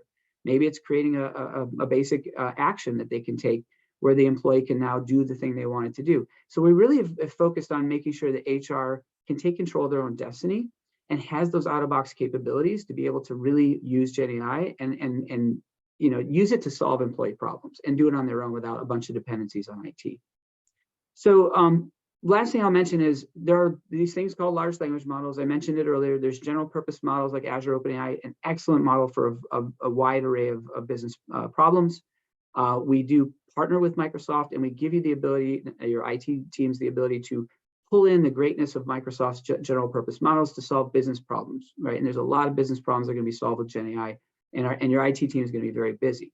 But at ServiceNow, what we do is we focus on domain-specific models where we actually train the model and tune it for HR and for employee experience. And this is important because when you put the two together, Microsoft, ServiceNow, you get the best of ServiceNow's focus on HR and employee experience with the scalability and the customization capability of Microsoft Azure OpenAI. You really provide the best possible experience for your employees.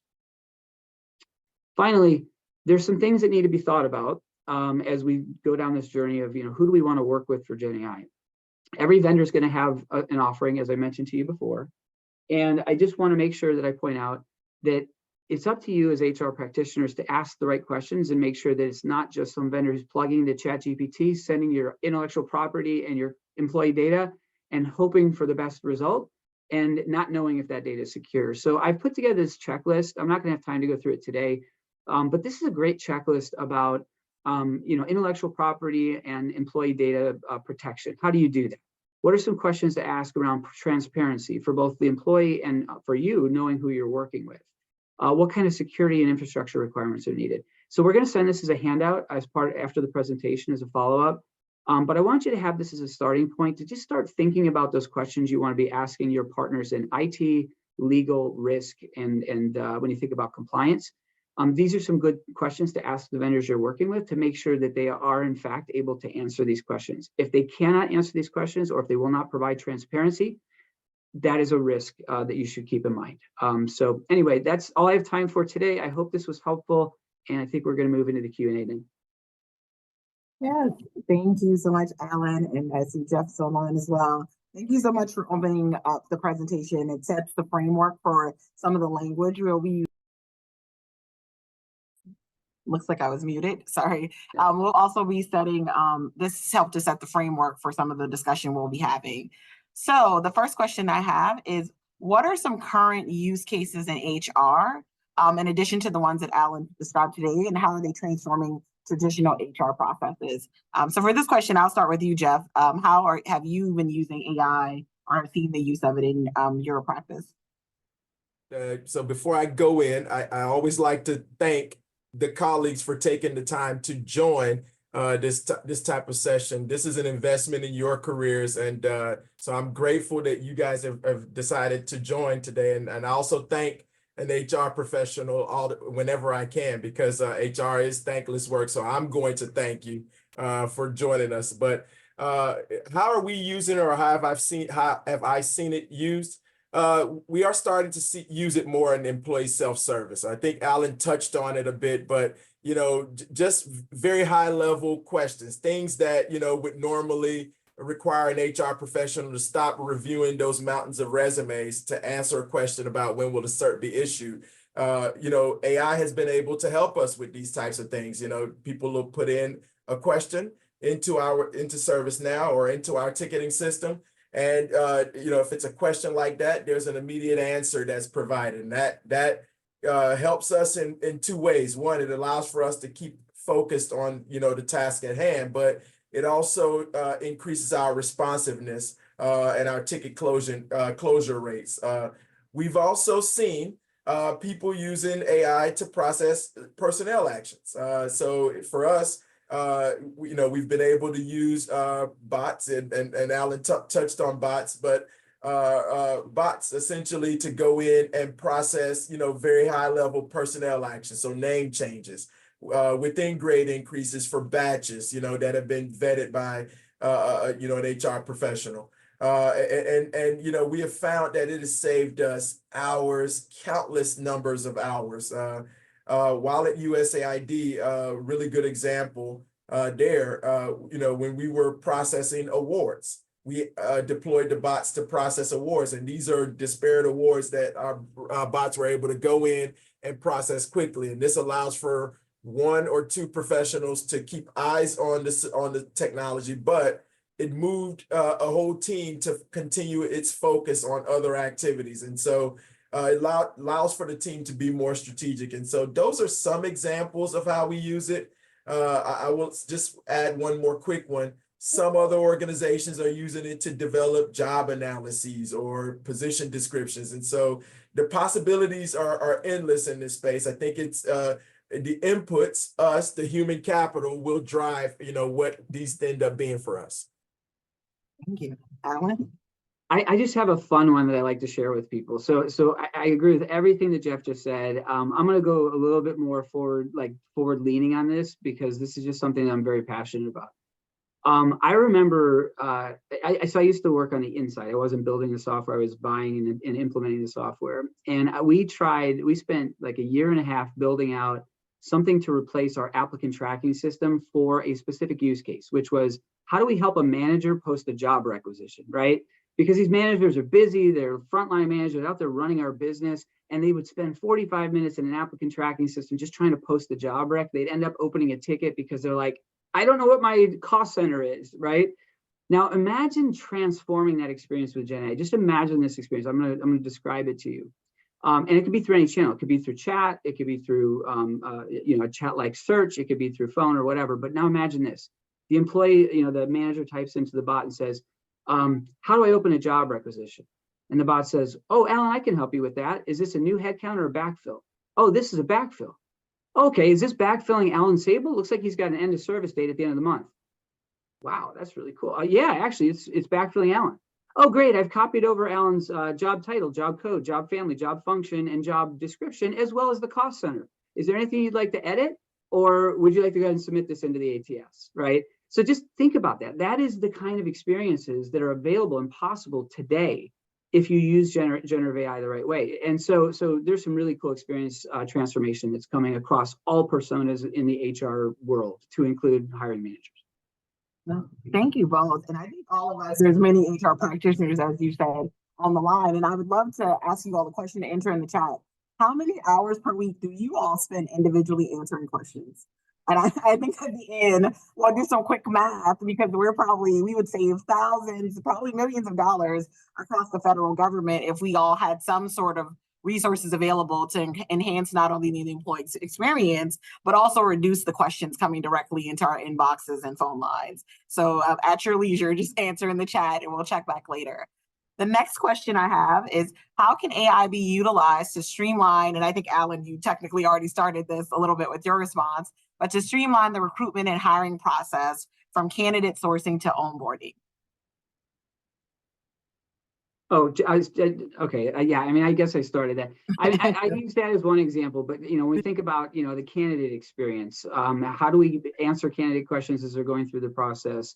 Each of those different individuals, whether it's recruiters, talent acquisition coordinators, everyone's going to be able to be more productive if they can get the information they need when they need it, in a way that makes sense to them, in a channel that makes sense to them. So I'll just leave it at that and see what Jeff has to add.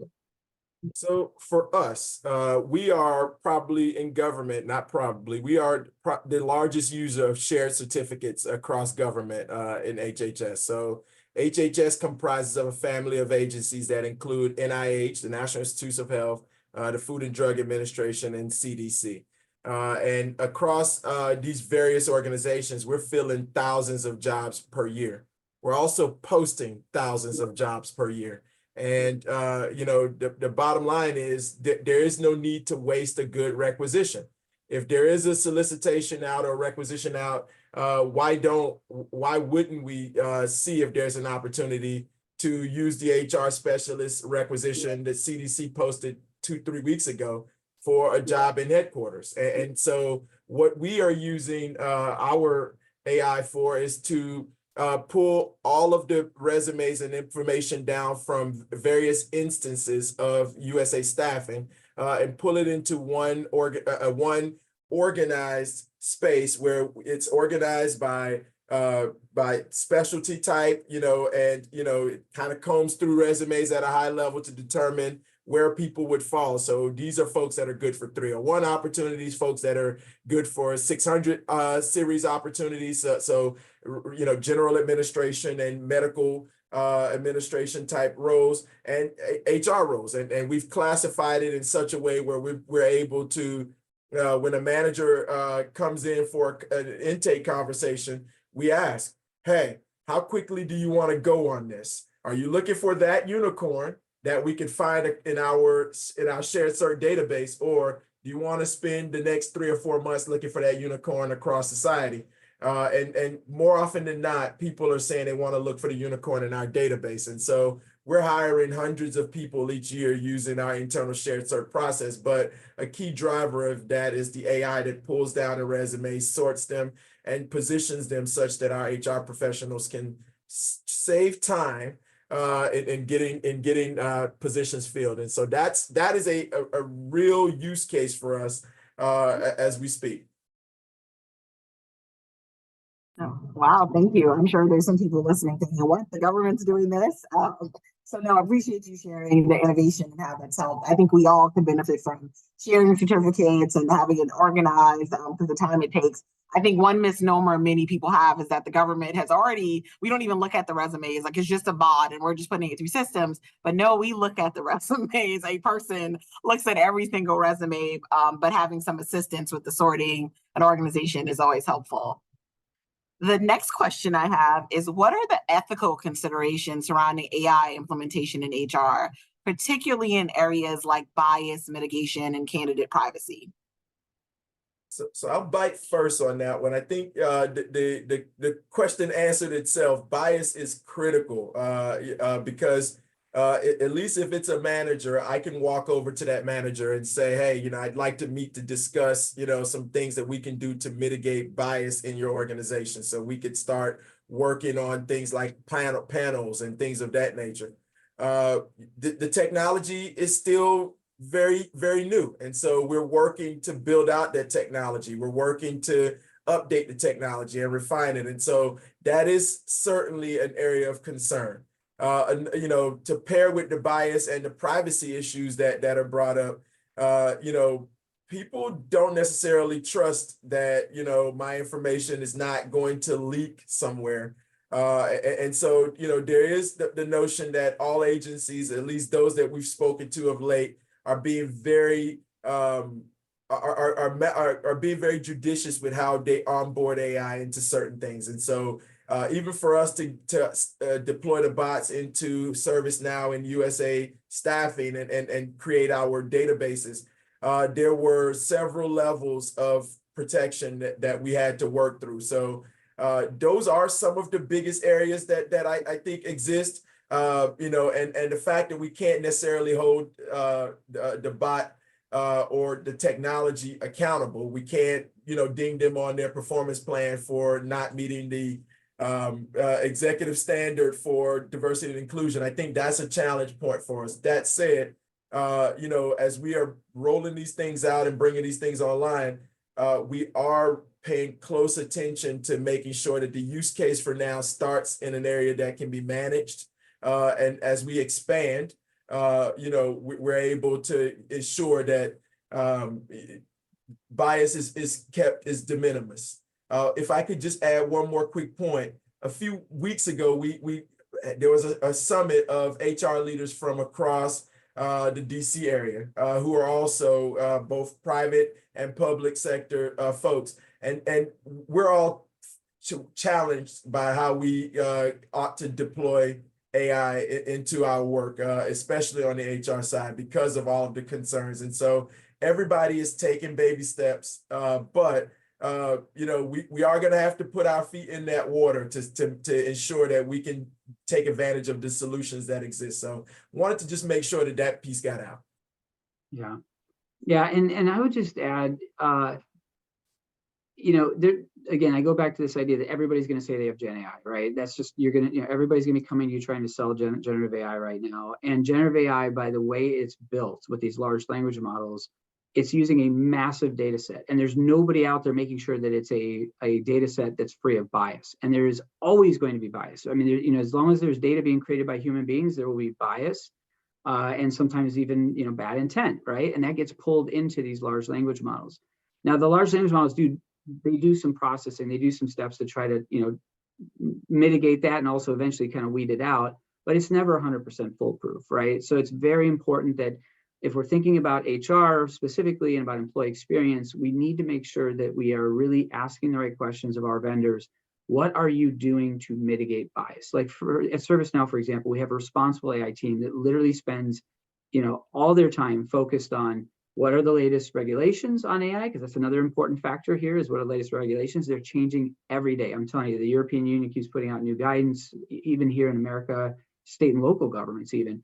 So you need to make sure that people are on top of that. Two is you need to really make sure that there is a deliberate effort to reduce hallucinations, because that is an employee experience issue and cause legal risk, but also reduce that bias. Like, what can we do to actually take the bias out of this? And there are methods that can be used. And then finally, that every feature is being reviewed to understand how is the data being used, what's the potential impact that this could have on employees if there is bias. You think about something like, should we use Gen AI for recommending a performance rating? Well, if there's any potential for bias, maybe that's not a great use case, So it's also a question of saying no to certain use cases, saying there's times when we don't feel comfortable that the risk of introducing bias is so significant. Now, if there's a human in the loop there and you're just giving a recommendation and there's a human reviewing it, that's a different thing. Maybe it is okay. But these are the kind of decisions you'll just have to weigh on a case-by-case basis and do kind of a risk assessment. So if you don't have your own internal responsible AI team, this is composed of you, your legal team, and any other key players, IT, that should be involved. I really encourage you to do that and to start putting together a plan. That's why I sent you that checklist, to ask some of those questions to help make sure you're mitigating the risk that comes along with bias or data security. Yes, thank you both for answering that question so thoroughly. And I think definitely the bias, at least it can't be avoided, and making sure we stay ahead of the technology and legislation, as well as asking the right questions. And I think that leads us right into the next questions. In addition to managing bias and protecting privacy, what are some other challenges you've seen organizations facing when they implement AI in their HR processes, and how can they be addressed, or how did you address them? And with this one, I'll start with Jeff, because I think you've implemented some AI solutions at a couple of different agencies now. So I think you can talk about what's actually happened at those agencies. Cool. So for us, at the last two places at least, it's just been policy, making sure that we can get the policies approved. That's one of the biggest challenges is, what are we trying to do? What are we trying to solve for? And how are we trying to do it? And how will it mess with things like bias, but privacy? And so, working very closely with the security office and the CIO's office has been critical. So spoiler alert, as we go through this presentation, you guys will hear questions about, what HR professionals should be coming up to speed on. But, for us, I hadn't had a chance to play with Agile as much in my career, prior to us bringing on things at USAID. And so being able to understand the technology considerations was critical for us. But it was a challenge because we didn't speak that language natively. Our policies were written like HR policies are written in tremendous governmentese. And so we had to manage those policies to make sure it was clear how we were going to be rolling these types of things out. And so that coordination with the technology office, with the security office, coordination with the Office of Personnel Management, because, as we are trying to do things here locally, having that backing from the mothership of HR is helpful. Being able to brief them on this stuff, to say, hey, this is what we're thinking about doing and how we're thinking about doing it. Maybe there's framing that they were able to help us with, which turned out to be the case. Framing that they were able to help us with that made our case for rolling this out in our organization more palatable. And so policy is a major challenge for us. Security, how do we ensure that, someone couldn't hack these bots? What are the things that we would put in place to ensure that, if something were to breach, this thing would automatically shut down and self-destruct, so to speak? And how do we back this data up? How do we back the information up? All of those types of considerations were challenges because we needed to be able to have a good 360 view of this stuff. And you know, if anyone has ever worked in an agile process, it's the minimal viable product that, you know, gets pushed out. And for us, you know, being able to having that conversation with an administrator that you know, doesn't know this stuff was challenging. And so being able to, you know, have that coalition of folks on the technology side, on the security side, and OPM, and to the extent that you can, other agencies. At the time, was at USAID, HHS was really forward leaning in this space. And so being able to bring them in as backup was very helpful. And so those are some major challenges. And I would go as far as to say the third and probably most significant challenge was the fear of the unknown. People just had no idea what this was going to be. They heard people talking about it, but you know, how do we make all of this work? What is it that we're trying to accomplish? Those types of things were challenges that you know, we faced, and that fear of the unknown was, to me, the most significant. Yeah, Jeff, that was the only thing I was going to add, and you hit it, but let me expand on it just a tiny bit. I've seen this over and over where sometimes HR just feels like I don't know anything about this stuff. Like, this is serious, hardcore technology. Like, this is not what I do, right? I mean, I'm focused on people. I'm focused on experiences. But the thing is, number one, we don't have a choice anymore, right? I mean, the world is changing rapidly and expecting greater operating efficiency, and that's going to push down, I think, to all levels of government and all organizations, you know, public and private. But we can't wait, but we don't need to wait, right? We really can, you know, become the thought leaders in this area. And you don't have to be technologists either. It's really a question of how do I apply these technologies to make a better experience for my employees, to protect my employees, to drive down costs for the organization. So I think that the fear of the unknown is often there, and sometimes people shy away from it and say, like, I'm just not going to do anything with this because I don't know about it. Remember, we're always out there as HR. We're also always out there encouraging lifelong learning, right? We're talking about, hey, you know, we're always going to better ourselves. We're going to keep to learn. You don't have to go learn how to do large language model tuning. You don't have to do that. You don't even have to really know too much about what a large language model is. What you need to understand is the business application of that, right? What are the types of use cases that make sense? What are some of the risks to be careful of, and how do you mitigate those risks? None of that is actually technical at all. It's really just a matter of, you know, spending some time and getting familiar with it. There's courses out there that you can take that we're focused on the business aspect. Like, how do I use, you know, AI in a business application? I remember taking a course online many, many years ago where I first wanted to learn about this. I wasn't a technologist at the time. So, you know, this is something you can do, and I really encourage you to do, because I think it's going to make a huge difference in your confidence to adopt these technologies. Yeah. Yes, thank you so much for that. And I think that definitely, before I go forward, I do want to say to the group, we have 7 minutes left. So if you do have any questions you would like answered by the panelists, please add them to the Q&A, and I will integrate them into the remaining questions we have. But I did want to say, I think that's something, to Alan's point and also Jeff's, about learning something new and being committed to lifelong learning. As you're hearing these terms, go to YouTube University, as Jeff just typed, and also LinkedIn has learning, especially if you're a premium member. Also, your Skillsoft Percipios and your Cornerstones, they have courses and other short models embedded. You also have Coursera, Udemy. I'm a big fan of learning, and also a lot of free websites. Scrum.org is mostly free. You can learn about Agile and what a Scrum team means, and you know, minimum viable product. So definitely, as you're hearing these words, educate yourself so you become more comfortable with the reality that this is the reality.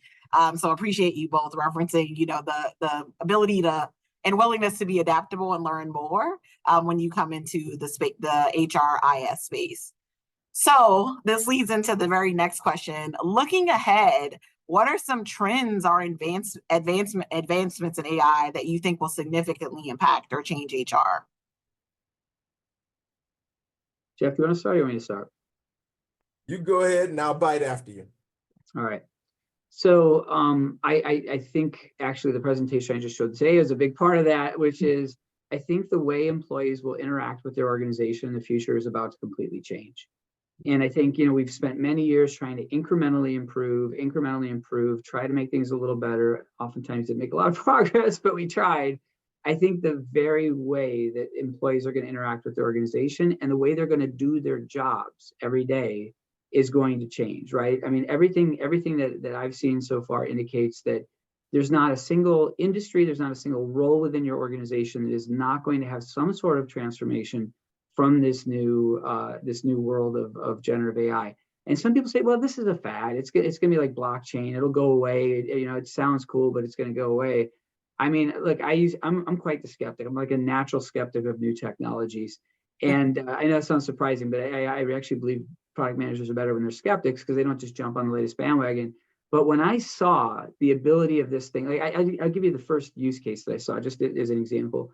The first thing we built out, which was a long time ago, we built out this thing and said, well, for HR cases, right? An HR case comes in, an agent works, or someone, an HR specialist works with the employee, and they take a bunch of notes, and they just keep taking more and more and more notes. And it's a complex case. There's lots of stuff in there, and then they hand it to somebody else, and somebody has to read through all those notes. It takes forever. So we said, why don't we have case summarization? You just push a button, summarize, and you get a little summary. It tells you everything you need to know in like a couple of bullets, right? I mean, that seems so simple, but it can increase your productivity in that task by like 40%. That's a significant cost savings. So that's just for an HR agent. Think about what this can do for an administrator who is administering some sort of technology. Think about what it could do for a talent acquisition coordinator whose job is to set up interviews or whatever, or a recruiter reviewing resumes. I think Jeff kind of touched on that.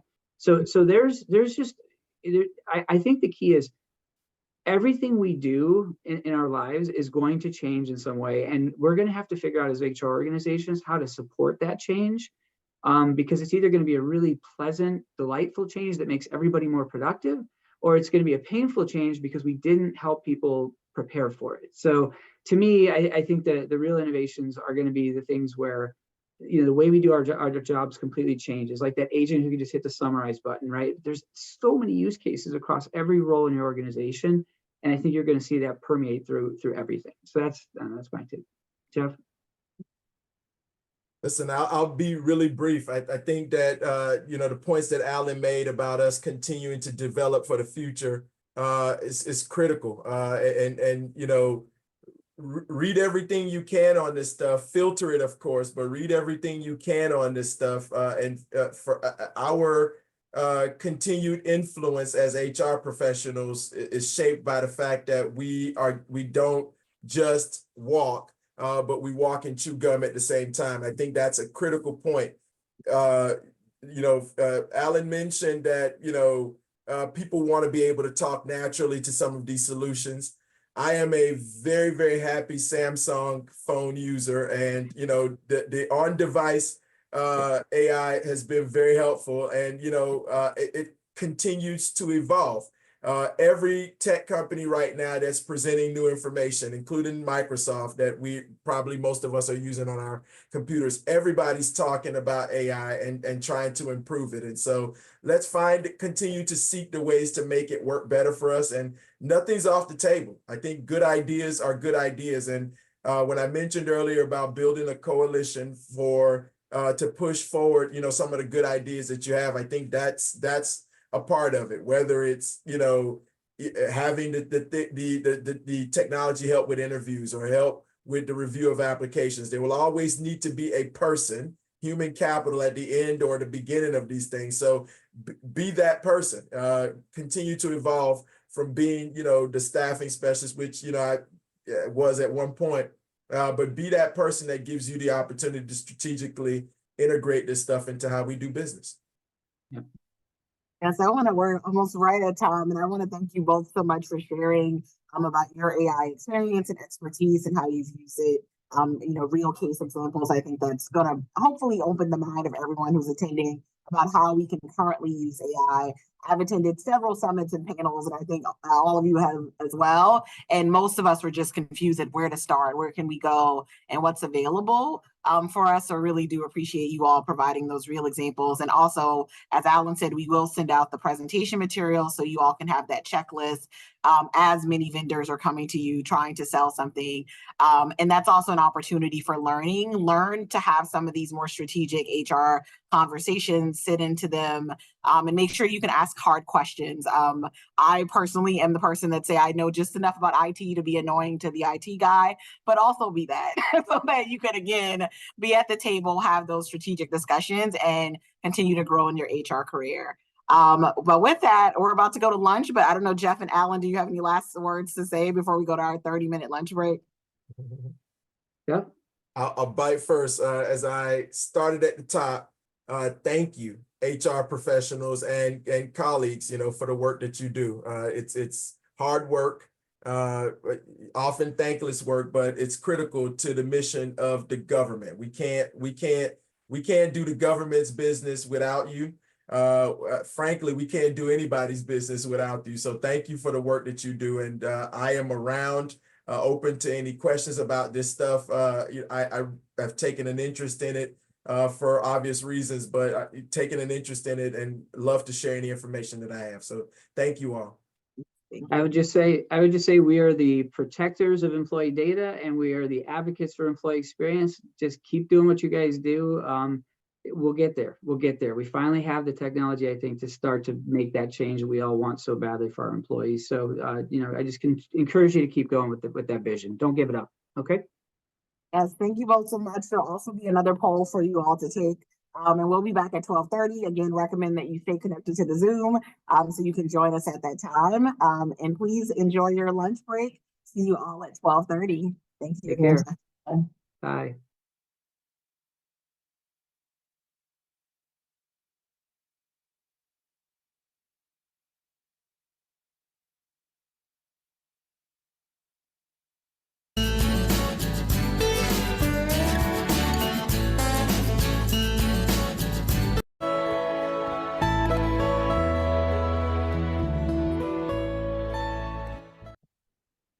All right. Good afternoon, everyone. We are back. I hope that everyone enjoyed your lunch or your email break, which is what I'm sure many of us did with this time. Also, let me adjust the camera.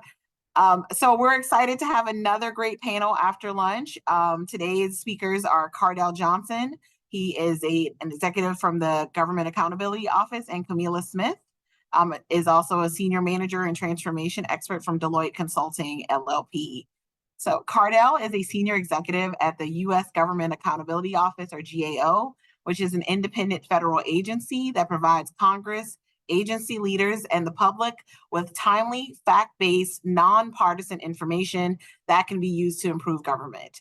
At the GAO, Cardell leads the agency's oversight work on the federal government's management of public lands and water resources, including mineral, coastal, and marine resources, as well as wildfire management, freshwater supply, and National Weather Service programs. In his executive capacity, Cardell also testifies as an expert witness before Congress, House and Senate committees on various land management and water resource topics. Prior to joining GAO, Cardell served as the Director of Quality Assurance and Risk Management at the United States Agency for International Development, Office of the Inspector General. Cardell also worked at the United States Environmental Protection Agency. Cardell earned a master's degree in public administration from Indiana University, Bloomington, O'Neill School of Public and Environmental Affairs. Cardell also graduated with a bachelor's degree in political science from Alma College and is a native of Detroit, Michigan. Camila Smith is a senior manager in Deloitte's Consulting Government and Public Services, GPS practice, with over 15 years of experience in helping senior executives grapple with workforce challenges. Her portfolio and background include workforce transformation, data analytics, culture transformation, and employee engagement. For the last 4 years, Camila has been the leader of Deloitte's GPS workforce equity practice, focused on equity service market growth and quality delivery of high-profile workforce equity engagements. Her leadership has seen the equity practice grow from a $12 million business to a $77 million portfolio that continues to grow. So welcome Camila and Cardell to our panel today. And the panel title that I skipped was Beyond the Handbook, Exploring the Power of Mentorship and Sponsorship. Welcome, guests.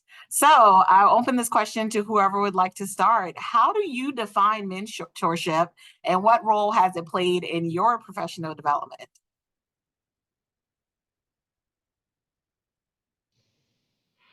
All right, I guess I'll start. So, mentorship for me is just the act of someone pouring into you by providing feedback, insight, perspective, and experience that helps to give you perspective about where you need to go, the moves that you need to make, and the ways in which you should navigate a situation, specifically your career. I also think a mentor can be a peer. It could be someone who is a friend, a colleague. It could be someone who's below you or above you. Mentorship, I think, really shows and has no boundaries around level. It really is the artful act of providing feedback, insight, and advice and perspective. That makes sense. And I'll come back to the second part of the question first, but I wanted to see if Cardell had anything to add to that definition. Oh, Cardell, you're on mute. Sorry. All right, double mute. It's me every time. So I was saying that is a beautiful definition for mentoring. And I think the only thing that I would add here is that, I think about this as a protected relationship. And I think that is very important because I think in order for mentorship to be successful, and we'll get into a lot of this later, I'm sure, you've got to have trust between both parties or all parties that are involved in that mentorship. And so for me, that critical piece is making sure that it is protected there. And I think I'll start the second part of that question. I'll say that mentorship, as well as coaching and sponsorship, have played a huge role in my career. I would not be a senior executive with the government had I not received mentorship, the coaching and sponsorship from several people through my 18 years in the federal government. I think people, pulling me aside to give me that advice, to advocate for me in closed circles was just absolutely tremendous for me, developing at sort of a rapid pace in my career. So. And Camila, the second part of the question for you, what role has it played in your professional development? Yeah, I mean, I don't think I would be where I am today without mentorship and, to what Cardell said, sponsorship. I actually think sponsorship has played a more critical role and we'll talk about that as part of this discussion. But as I have navigated a career in professional services and consulting, it is very difficult, as a woman, as a Black woman, a mother, a wife, you are, as with everyone I'm sure who's listening in today, you are confronted with situations that you could never deem imaginable, choices that you have to make every day, trade-offs that you have to make, whether it's related to your own personal health, your mental health, education, how you approach the work that you do. And I think that because of that, it has been important for me to look to my peers to just call and say, can you believe that this happened? And then also say, what would you do? Or can you sanity check this for me? And it has kept me, I think, grounded and also allowed me to see things and keep things in perspective that being alone and on an island, you probably would not have been able to navigate. Appreciate that. And I would be remiss in sharing with you all that's listening. I actually know both Camila and Cardell for what now is ridiculous amounts of time. I've known Cardell for 12 years and Camila about 8 or so. And I would say they both, embody those definitions and being great peer mentors. Definitely colleagues whether I've been able to reach out to and have conversation with over my career and share advice. And both of them are people that I met within the first week of the roles I was in when I met them, and they immediately, without question, took me under their wing. So also as part of mentorship is the willingness to give of yourself and being open to sharing with others, even when and also sponsoring them when they're in the room. Which brings me to my next question, because I think some people may not know that there is a difference or really understand what sponsorship is. So whoever would like to start, but can you explain the similarities and differences between sponsorship and mentorship and the value of each? Well, I might start that. And I would just say that I think that both mentors and sponsors both, offer guidance and advice to folks. But I think a key difference here is that for a mentoring role, it usually stops at that guidance and advice. I think the sponsorship is really the game changer, and Camila noted that in her introduction. But this is where a sponsor takes a very active role in a person's advancement. So a sponsor is going to do things like, they're going to be listening to you, and they're going to be considering your career goals, and they're going to be actively thinking about, hey, how can I help this person who has tremendous talent advance in an organization? So they're going to be thinking about stretch assignments or encouraging you to pursue stretch assignments. When that sponsor sees high visibility projects, they're going to be saying, hey, I think so-and-so, you would be a great fit for this project, or this person has, tremendous talent, we should give them.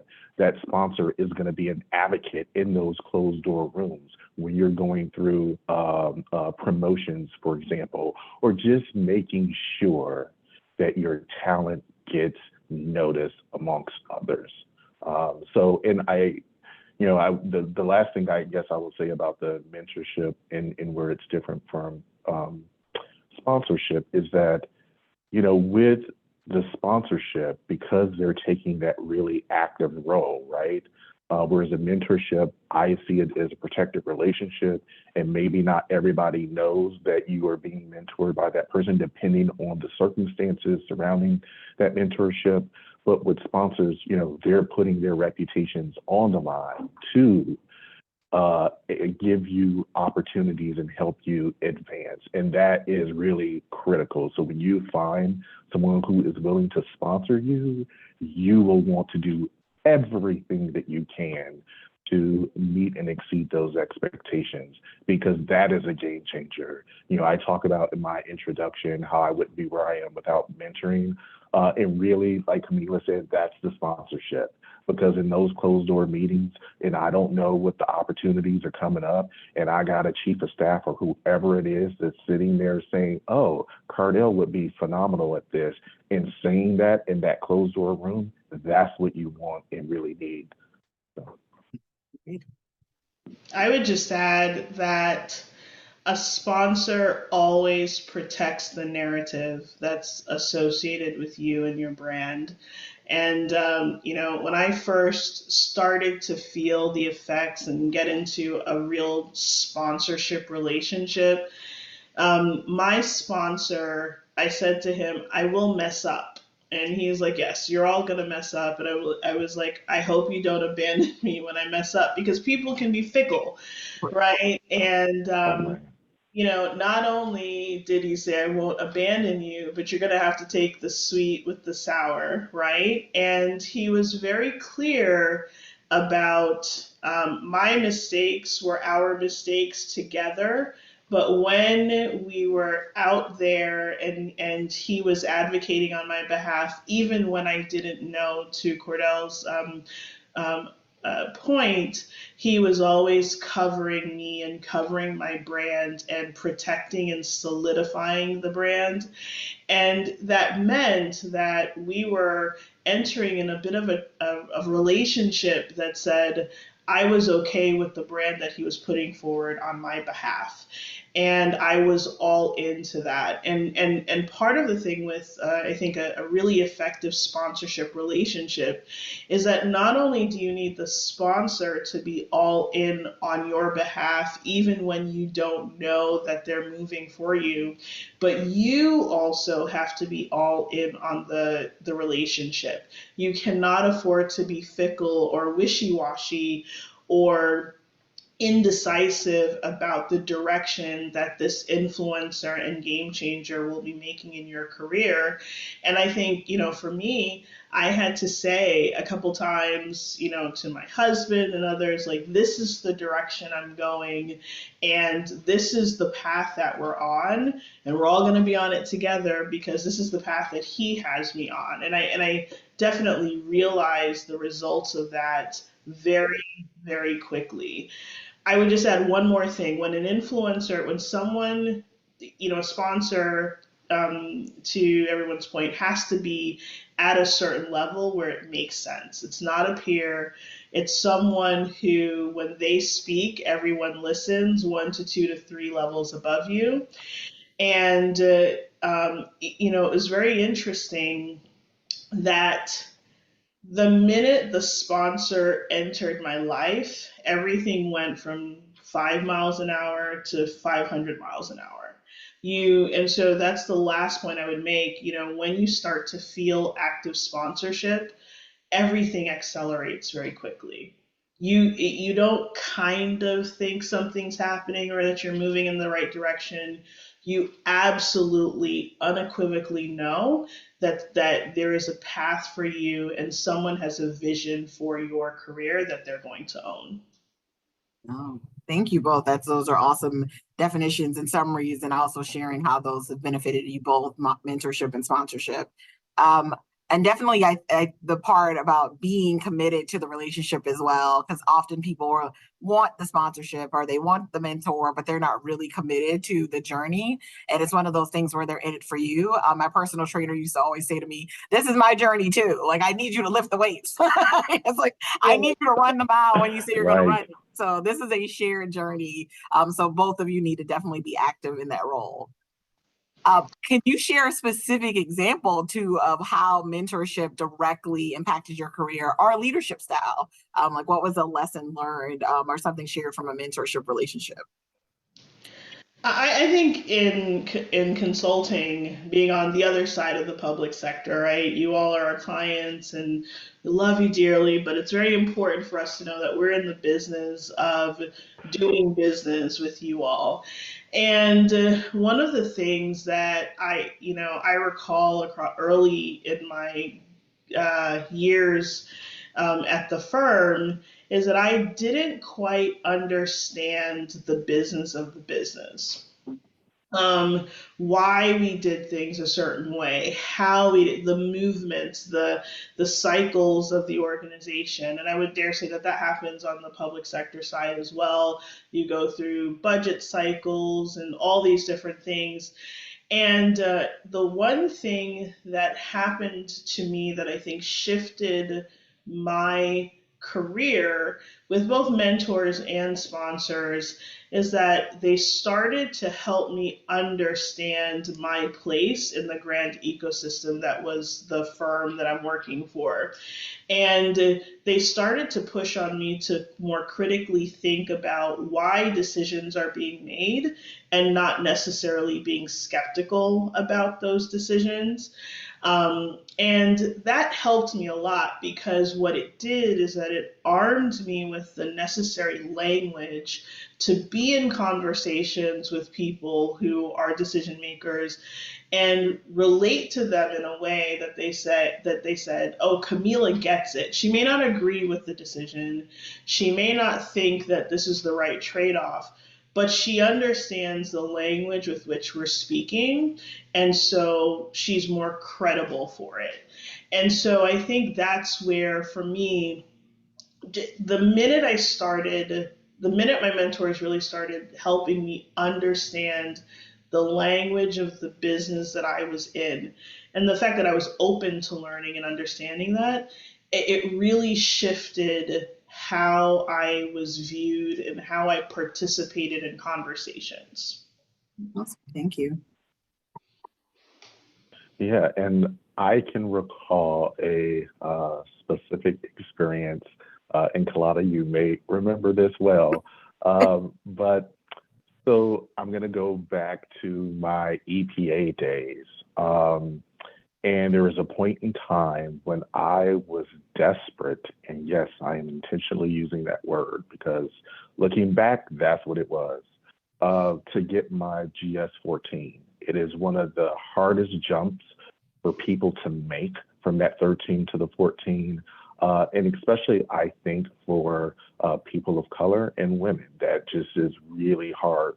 And to get that 14, I was willing to take a very narrow career path, doing something that's, a very niche position. Like there are plenty of these roles, but the trajectory, knowing that I wanted to be a manager and executive, there really wasn't a career path to get to a 15 or become a SES. And so I remember I had accepted an offer at another agency, and my chief of staff at EPA IG office, really knew my career goals and what I was looking for. And it really took some time to explain to me that, you can take this job, you're going to do well wherever you go, but you do want to think about whether or not, that's going to pigeonhole you. If you're looking to get to that executive level, you need broad experiences, things that impact entire divisions, a whole agency or organization. And so you need to do work, that involves the strategy or, building those business acumen skills, leading the change across, multiple line efforts and performance measurement, all those things that are just really broad and quite frankly, a lot of people don't want to do. And so that conversation was a game changer for me. And I had to go home and really think about, do I take this other job that I have for the promotion and I had nothing else. It was just going to be stuck at a 13. And I made a call to do that. And then a week or two later, an opportunity in the organization came up that the chief of staff thought of me for. And that's how I was able to make that jump. And so, and I'm going to add one more dimension to that story. When the chief of staff came to me with this opportunity, there was a bit of internal conflict within the organization as to whether or not, that role could happen, et cetera. And Kalada had just come to EPA and from, I think, the Department of Defense in our HR shop. And I was really trying to navigate, these really contentious conversations about how do we make this role happen. And Kalada, within, just a couple of weeks of knowing each other, and I think seeing each other's talent as a peer, she gave me critical information about job classification standards and what's needed to happen, and for a job to be at the 14 level. And honestly, that was a real breakthrough between the two groups, the chief of staff and our human capital unit, that could not agree on how to proceed forward. So I had an opportunity, or I had that mentorship from an executive level, but it was also at the same time a peer sort of swooped in and really gave me great advice and helped steward things along there. Thank you both. And guys, I promise I didn't pay him to share anything about me, but that's why, as we talked, both of you mentioned things like branding, your personal brand and your image, and then also peer mentoring we've talked about quite a bit, but that's often created through networking as well. You're not just going to magically have a mentor or a sponsor jump out of the sky for you. I mean, you might, but for most of us, it requires some level of effort or getting to know people, or when someone reaches out, as we're all extremely busy, especially many of us work in HR, wherever you work, we're all juggling multiple emails, multiple inputs, as well as media, but taking that time because it pays dividends. If we had never taken the time to know each other, or if he didn't feel comfortable sharing that with me, I wouldn't have been able to help. And in Camilla's situation, if she didn't find that sponsor and really trust them and really be clear about her objectives and what she wanted, then she also wouldn't have gotten that support. So it does take initiative in networking, and well as your own personal brand. The world is small, and they always say don't burn bridges, and this is why, because you need people that are willing to stake their reputation with yours in order to help you move forward, if that's not something you can immediately, might not be able to do by yourself. Can I just add something to that? It's an awkward story for this, but I mean, okay. I've always had mentors and friends and colleagues of all levels that I've worked with. My first sponsorship relationship, and probably the most impactful one, I went into it kicking and screaming. Because the person didn't look like me, didn't have a similar background, I didn't trust them for no reason. I will be authentic on this panel right now and say, for some more insecure or just mistrust, right? Multi-generational mistrust that when we think about corporate America and how we as certain groups show up to work, and the person forced the relationship. And I went into it kicking and screaming, and then said, okay, yeah, we're going to do this. And it changed my career. And right now, I find myself, I always tell people that careers go through cycles. And usually as it goes through a cycle and as it ebbs and flows, it means that you're supposed to pivot or shift or reset. And right now I'm at an interesting crossroads in my career where I'm feeling that I need to make a pivot or a shift in my positioning in my current organization, because it's just the nature of the business. And again, I am embarking on a new sponsorship relationship with someone that I am going into it kicking and screaming against and with. So I don't want it to seem like it's not hard, because creating connection with people, especially sometimes when you come to the workforce with a heavy kind of how do you see me first type of thing, is very, very difficult. And in similar fashion, I am developing a relationship with a very important person at the firm who is making moves on my behalf. They were just waiting for me to say, like, to get on board. But it took some time for me to get comfortable. Somebody would say, hey, you should go to talk to so-and-so. Can you put time on so-and-so's calendar? Can you do this? And I'd be like, yeah. Until that person said to me, hey, it was great seeing you on this meeting today. I love the work that you did. Really great perspective. Can you put time on my calendar before March 12th? And I was like, and I said, sure.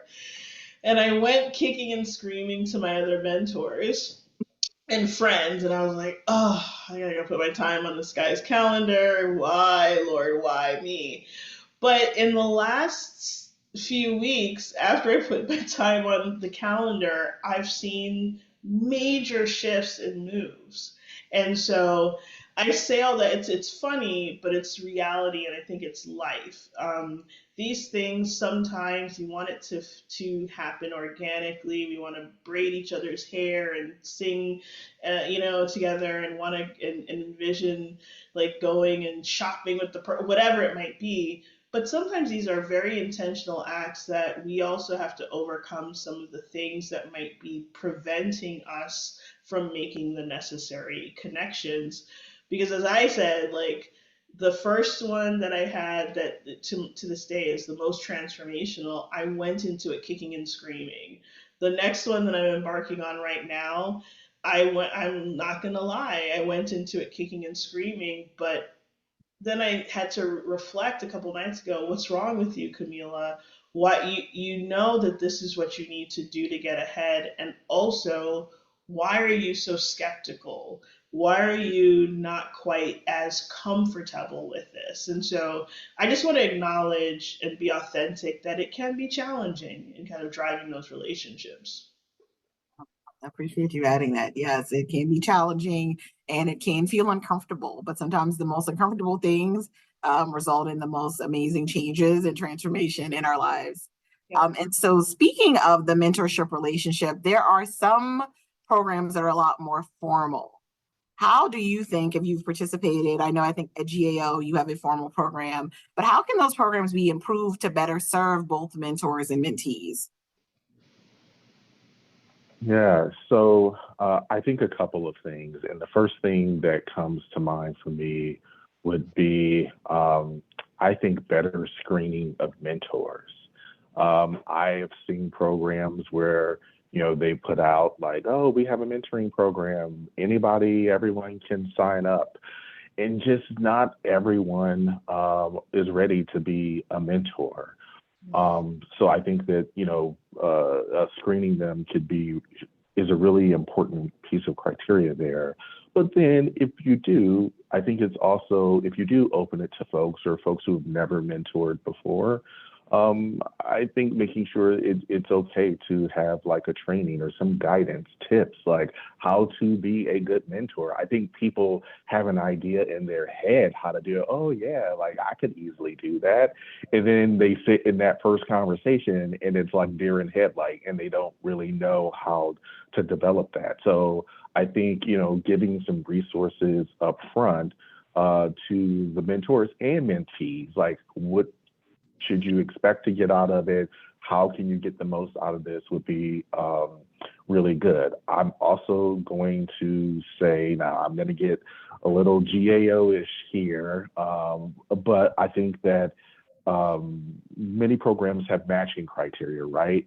And I'm going to say that your matching criteria should align with program goals and objectives. So if like you have, if your program, aims to increase cross-team collaboration, and you'll need priorities pairing, you'll want to pair participants from different teams across the organizations. Or if you have goals about retention or building community or DEI, you'll want to define those as part of your program. I think where I've seen programs not last or go off the rails is they didn't really have any clear objectives or goals in mind. It was just like, hey, everybody sign up. This is a good thing to do. But we all need a little guidance and ideas to help make things successful. So I think I would table count on all of that. I think the accountability piece is important, and I just always go back to that.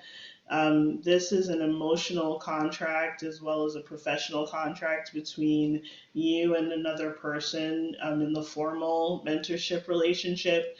And so it is very important for you to document, what do I hope to get out of the relationship with you, and vice versa, and then periodically checking in to say, this is what I've gotten and we are achieving our goals. And I do think from a mentor selection perspective, if you have people who are signing up for these programs as a way to kind of round out what they're doing, to help them with their year-end performance management process, and they're not really in it to win it, then the organizers need to know, the people who manage these programs need to know and say, thank you, but no thank you. Maybe this is not the right engagement for you. Maybe you need a little bit more maturity, or maybe you yourself need some coaching.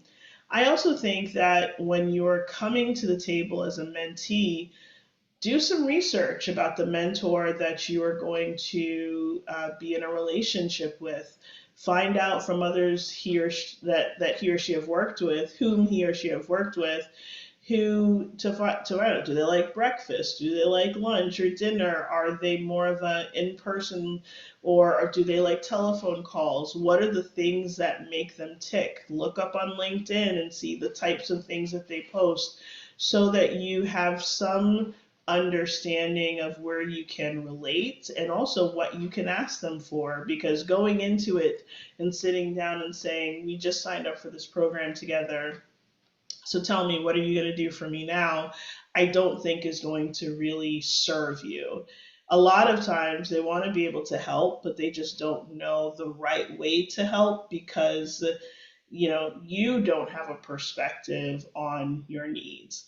And if you're not able to give some of that perspective about the desired outcomes that you have, maybe talk a little bit about where you'd like to go with your career, and how you think you can help them, or they can help you, I'm sorry, with the destinations that you envision for the career that you would like to have. Thank you both. Oh, go ahead, Cardell. You want to add? Yeah, I definitely want to add something here. And it's something that I see, and it really gets under my skin with mentoring programs. And this is really for the leadership and management that's establishing these programs. Stop establishing mentoring programs to get information about people. Like, I've been part of, and this is not my current place, I've been part of organizations where the mentoring program, I think it was a side benefit that, oh yeah, they'll improve and develop, but we sort of want information about people so that we can sort of, whatever games or chess moves we need to make. And I think that if you're coming at it from that standpoint, then that's absolutely wrong. And I will say that I've actually only once participated in a formal mentorship program. So all of my mentoring has been informal, which I think we'll probably get to in the conversation a little later. But the one time, if I can be authentic here for a second, I remember one of the organizations I worked for established a mentoring program, and I didn't want to be in it because I knew, given my role and conversation that I had been in, that it was really like management leadership seeking information about people in a way that I'm like, you should ask that person, or have these conversations. Don't do this in a passive way. And so I was basically forced to be a mentor in that program. Like, literally, my leader said, I'm putting you in because we need people like you. And that's true, they probably did, but I'm just like, I'm not going to play the game, right? And sort of be, violating that confidentiality, because again, I go back to where I started with the definition. That is a protected relationship. And so I think that organizations have to have the right goals and approach when establishing these programs. It can't be for other motives. For adding that. Yeah, definitely protecting that relationship. And I think that sometimes that comes from, they want measures, and the measures start disclosing things that people have shared with you. And, like you said, things that they believe that's protected. I'm telling you this because I want you to help me figure out where to go next, not to add it to the, our FABS action plan. So thank you for adding that perspective. We have about a little under 10 minutes left. So I just want everybody to know, as well as you all. So if there are questions that you would like to ask the panelists, please start adding them in the Q&A chat, and I'll incorporate them in our questions. Otherwise, I'll continue with the questions that we developed for this session. One of the questions I'll go to next is we want to talk about the generational differences in the workforce. I think we're back to 4 generations in the workforce again. And so given the diverse career stages and technological proficiencies across generations, what are some of the key challenges organizations encounter when trying to design mentorship programs that would support and benefit people across all of these generational groups? And how can they be adapted to meet these needs? Yeah, I mean, I think this is probably the place where I would say not all mentors are the right mentors or the right mentorship relationships, because the multi-generational workforce, I mean, I think we have like 4 generations right now in the workforce, and they all have a different perspective on career or relationship with work. And I remember, my parents kind of grew up in this mentality that you do keep work, work, home, home, and everything, and never the two shall meet. So I would make moves in my organization and building relationship and building connections with others.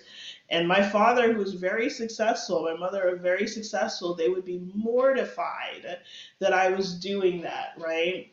And then you're kind of raised in an environment where some generations think that it is completely taboo to be transparent about things like performance management or demographic makeups of your organization, or most importantly to everyone, compensation. And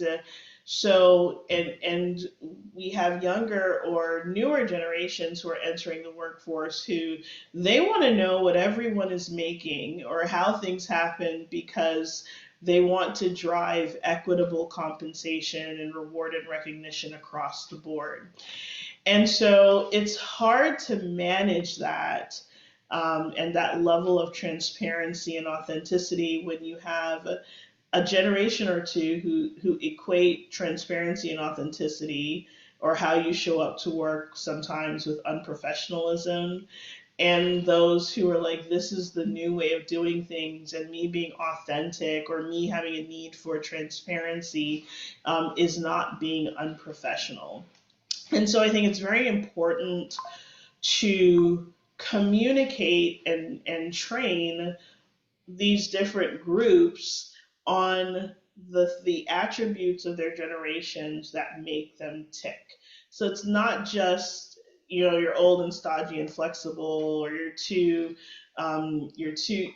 comfortable with ambiguity and too open that we know everything that's going on in your life. It's, what are the reasons why these things happen? Why do people take those positions, and how can you be more tolerant, empathetic, and open to understanding the why for these behaviors? I find that when you are entering in sometimes these multi-generational relationships, it's more of a telling you why, what to do, without really coming to the table with an openness about why things happen. And I think there's like an added layer of not just the multi-generational workforce, but the workforce as it relates to gender identity and sexual orientation, the workforce as it relates to race and ethnicity, the workforce as it relates to lifestyle, as a parent, as a digital nomad, all of these different things. And so you cannot just put people out there in the wild and say, go be a mentor, without giving them the adequate tools to say, when you speak to different groups, this is what words matter, perspectives matter, and you need to be very understanding and open to why it matters to them in this way. And you can't just give them a one-page resource to say, understand Generation Z or, baby boomers. You have to have some real talk conversations to let people answer questions and have discussions so that they're better equipped to embark on those relationships. Yeah, and I think the only thing that I would add here is, an observation I see is a lot of mentoring programs sometimes focus more on the younger workforce, and so a lot of some of the older workforce or older generations in the workforce, even we could be talking about Generation X now. They feel forgotten or disrespected. And so I think that organizations have to really strike a balance in their messaging. I think that you've got to say that it's important, you want to emphasize the value of experience and knowledge and transferring that. I think you have to acknowledge that generations can learn from each other, but then talk about the importance of adapting to meet, the current environment and future needs. And I think that, in addition to that messaging, organizations have to walk the walk. They can't just say that and then all their actions don't align to that. So like an example of that would be, okay, you're standing up a new work group. Think about, and the people that you put on it, shouldn't we be having all the generations represented on there, ideally equally on that? So I think doing that also signals a message to everybody that, everyone who's working here, doesn't matter if you're a boomer or you're Gen Z, you are valuable and you have knowledge and skills that everybody can learn from, excuse me. Yeah, thank you. Thank you both so much. And so we have a few minutes left, and we can talk about this for hours because there's several more questions we could have. But we did have just one point and then one question before the time is up. One person wanted to share that in addition to mentoring and being a mentee, shadowing experiences are something they also find helpful. So they just wanted to share that as well. And that it can be eye-opening, especially for people in higher grades. We have pay bands at AmeriCorps, our NY3s and NY4s, but for other agencies, GS 13 through 15, our private sector, whatever is your middle management, mid-career tiers. And then the last question is, do you have any recommendations to improve connecting with people who have different communication styles since they've changed over the years? And the example they give is the preference for texting or virtual messages for younger generations versus more in-person and physical connections for some of the more seasoned workforce members. Well, depends on what you would quantify as seasoned, because I think I am technically seasoned right now. Thank you. And I am one of those who, please don't see me in person, because the running joke is, if you look at Myers-Briggs, I am an introvert, and yet I'm very outgoing and I like people, but I don't get energy from people.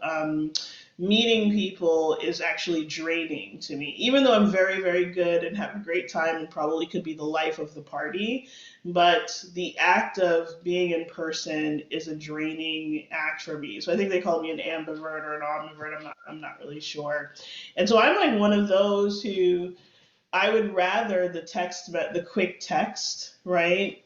So that I don't necessarily have to invest emotionally, or I can respond at my own time, which is not an answer to the question. I think I don't necessarily think it's a multi-generational divide.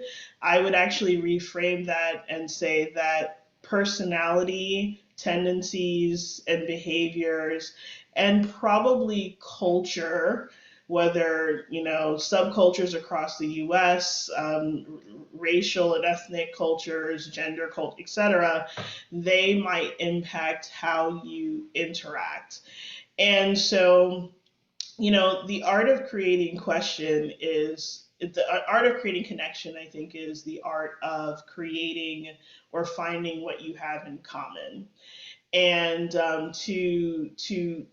you will not be able to avoid a conversation to identify that commonality. And I think there's some techniques that you can take around don't just tell me about your career, but let's talk about who you are. Where did you grow up?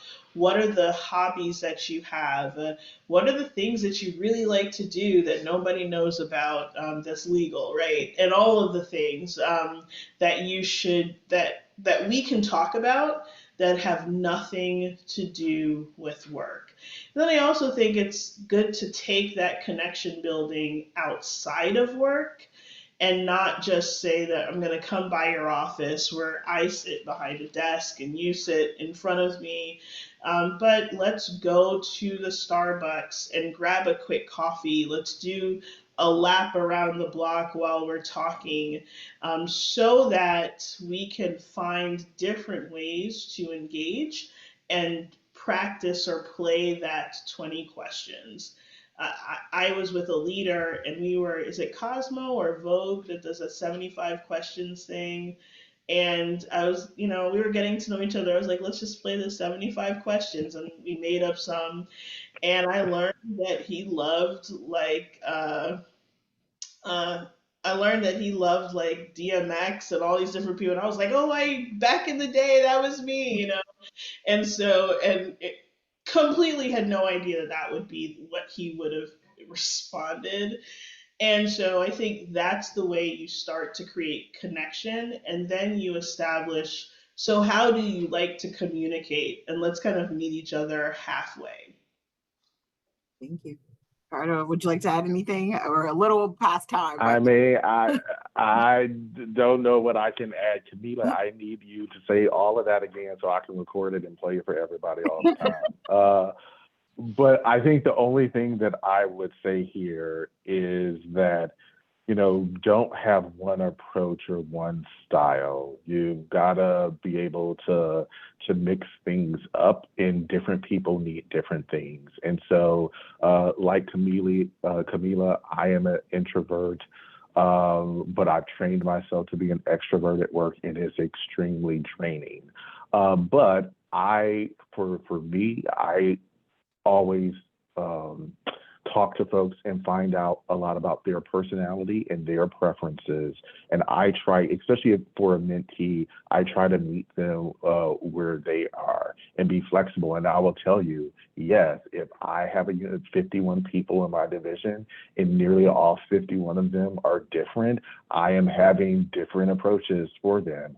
But sometimes that's just what you have to do. And don't be afraid to ask folks, right? Their preferences and styles. I think sometimes that can be seen as like, oh, I feel like I'm supposed to know that. But I think it's better to ask and find out than to assume wrong and have things start off on a bad foot or a foot that you can't recover. So that's about all I got on that.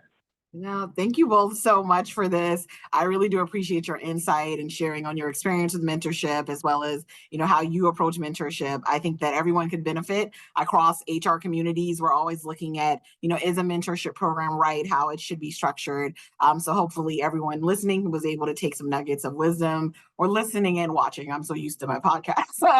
Listening and watching, able to hear from both of you. But I also, Maylot said this earlier in the introduction, but also I do want you all to give some emoji claps. Cardell was selected as GAO's Mentor of the Year for 2023. So he is very much dedicated to mentorship, believes in its value, and demonstrates it in his work walk.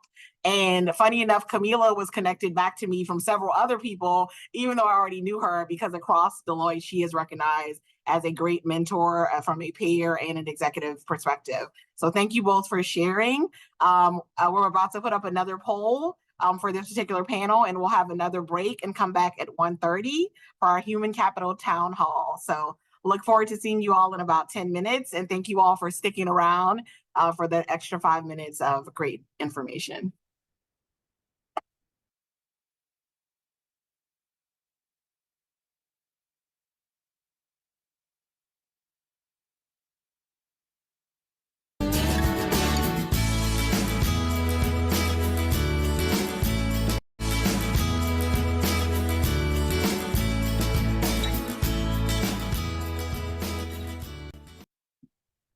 Hello. Welcome back from our 10-minute break. This session is called the Human Capital Town Hall. We're actually going to open mics and allow, as well as some of our panelists are still here, Maylot's also joining me on screen, to talk about what is eating your lunch. What is going on in your HR communities, and some of you on the line may also have some best practices or related topics you'd like to share based on the other panelists and speakers we've had this morning. So mics are open. You can also ask questions in the Q&A chat as well. And then we will also introduce topics.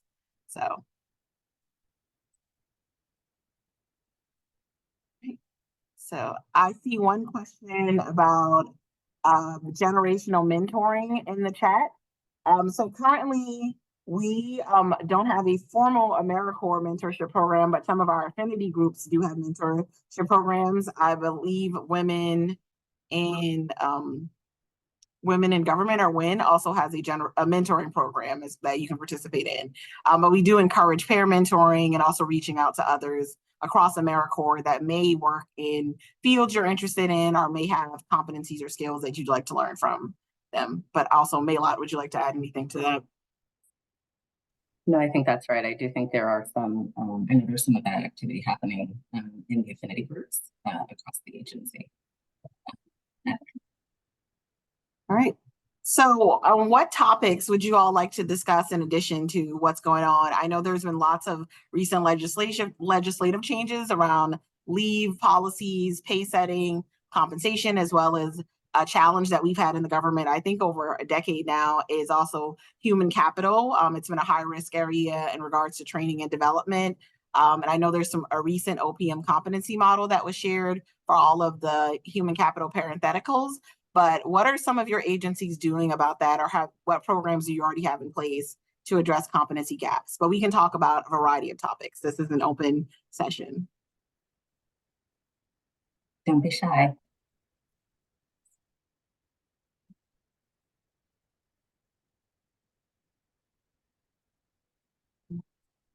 Looking for anyone. No one has any programs or ideas of what they want to share. I know one thing our agency is looking at. We've been partnering with some vendors to look at establishing our own internal onboarding and training program. I think we tend to rely on the job training as we bring in HR professionals, but often people do need that classroom training. When I came up in Department of Defense, most specifically Department of Army, so HUA, we had CHARA, and so I was able to go there for just-in-time training, as well as training about informational topics that I was able to reference later in my career if those topics came up. And so that was helpful for all of us to have that same foundational knowledge. So we're looking at creating something here as well. As many of you may or may not know, AmeriCorps is an accepted service agency. And so while we do follow many competitive service processes, there are some differences because of our current pay band, as well as the fact that we are accepted service. So we would like to create a program to make sure we educate our new HR practitioners and provide them all with the same baseline foundational information. Yeah, I would also be interested in hearing from other agencies on any partnerships in the learning and development space. I think, as Kalata mentioned, given that we're a small agency, we are always looking for opportunities to partner on different leadership development opportunities and programs. I know there are interagency leadership development collaboratives and groups who actually take advantage of that. We are a member of one of those, but I think in particular when it comes to really growing HR talent specifically, when we think about the competency model that OPM just released and some of the interagency workforce development programs they're looking at for HR practitioners, I'm just curious if there are any agencies on the line or anyone, within AmeriCorps as well that would kind of share where they have been successful at partnering on learning and development solutions.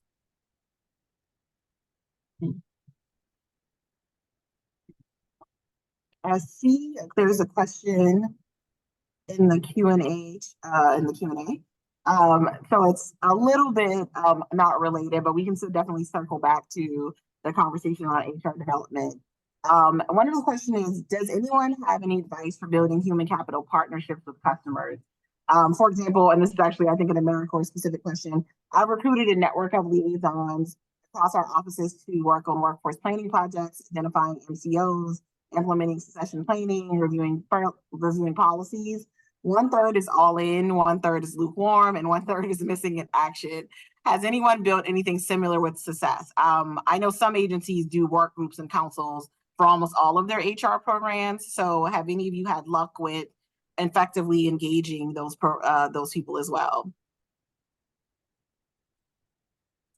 And I recognize some of the names in the chat. I do call on people as a former instructor, so I will ask. I know, let's see. I know Mr. Nathaniel Benjamin, the Chief Diversity Officer for FEC, is on the call, and I know you've used panels and work groups for quite a few of your initiatives. Do you want to share any best practices for creating engagement? If your mic is active.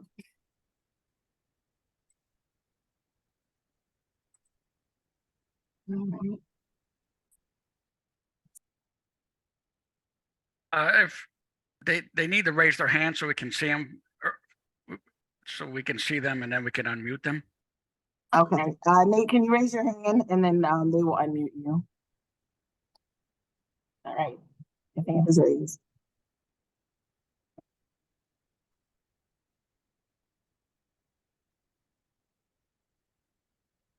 Awesome. Awesome. Can you hear me? Yes, we can. Thank you.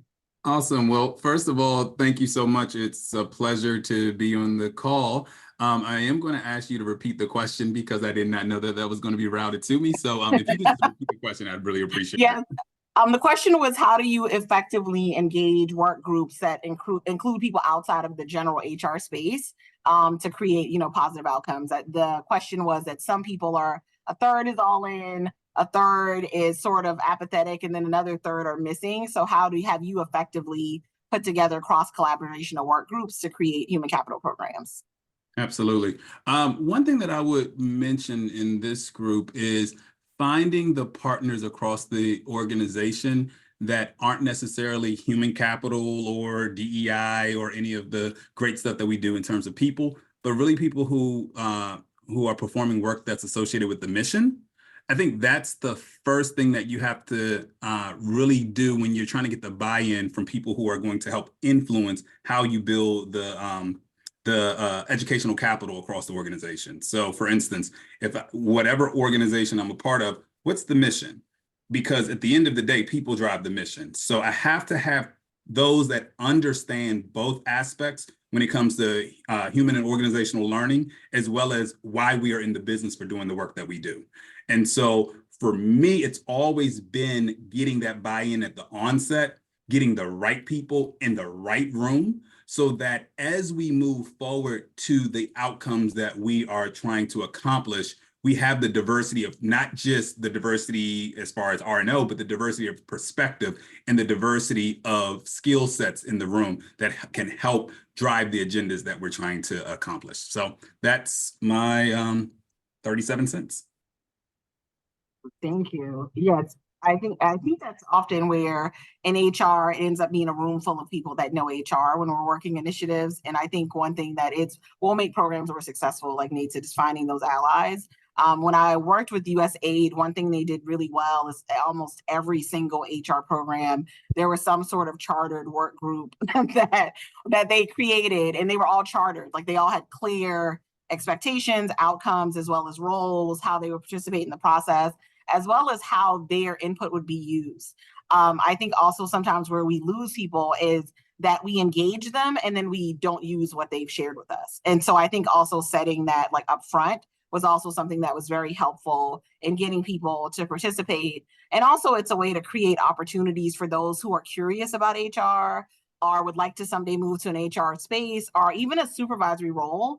I think one thing that we sometimes don't do a great job as is also really helping supervisors to understand that human capital management is a huge part of their responsibilities and their role for the organization. And so getting them engaged in those kind of things as early and often as possible will also help them be more effective supervisors in the future.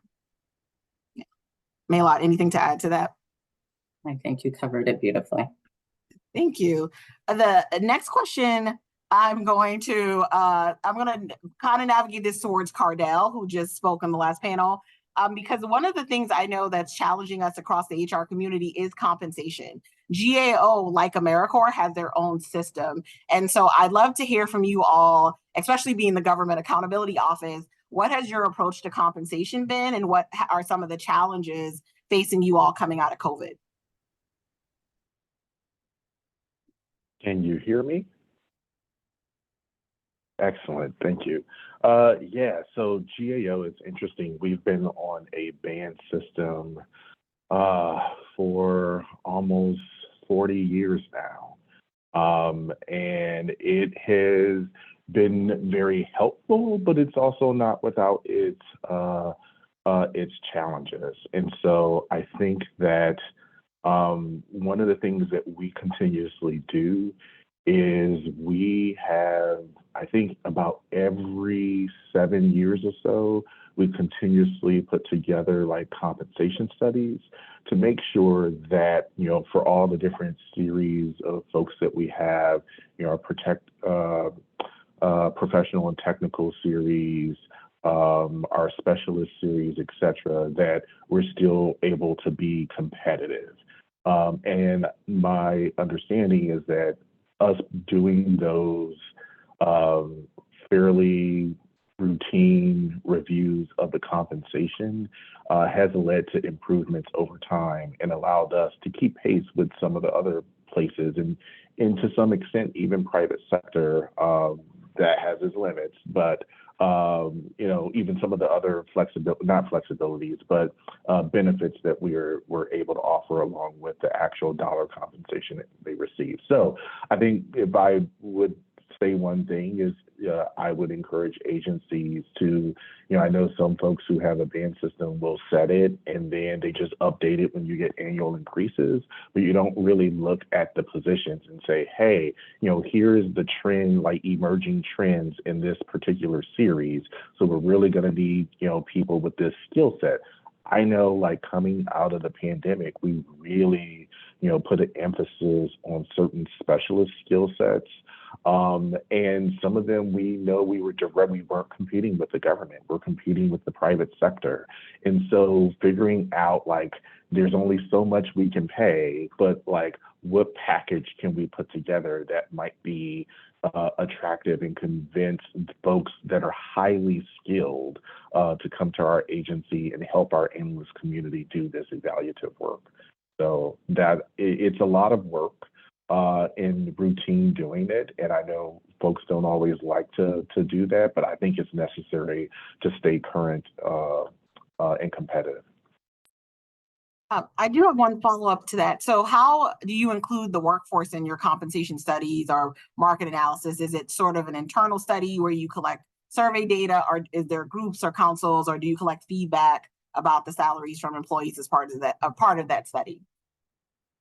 Yeah, so all of everything at GAO, we involve our employees to a great extent. So a lot of it comes in surveys, lots of poll surveys that we put out, you know, asking about their compensation, you know, whether or not they have been looking for employment, in terms of if they've been looking for employment outside the agency, what observations do they have about what they're seeing in terms of dollars and benefits.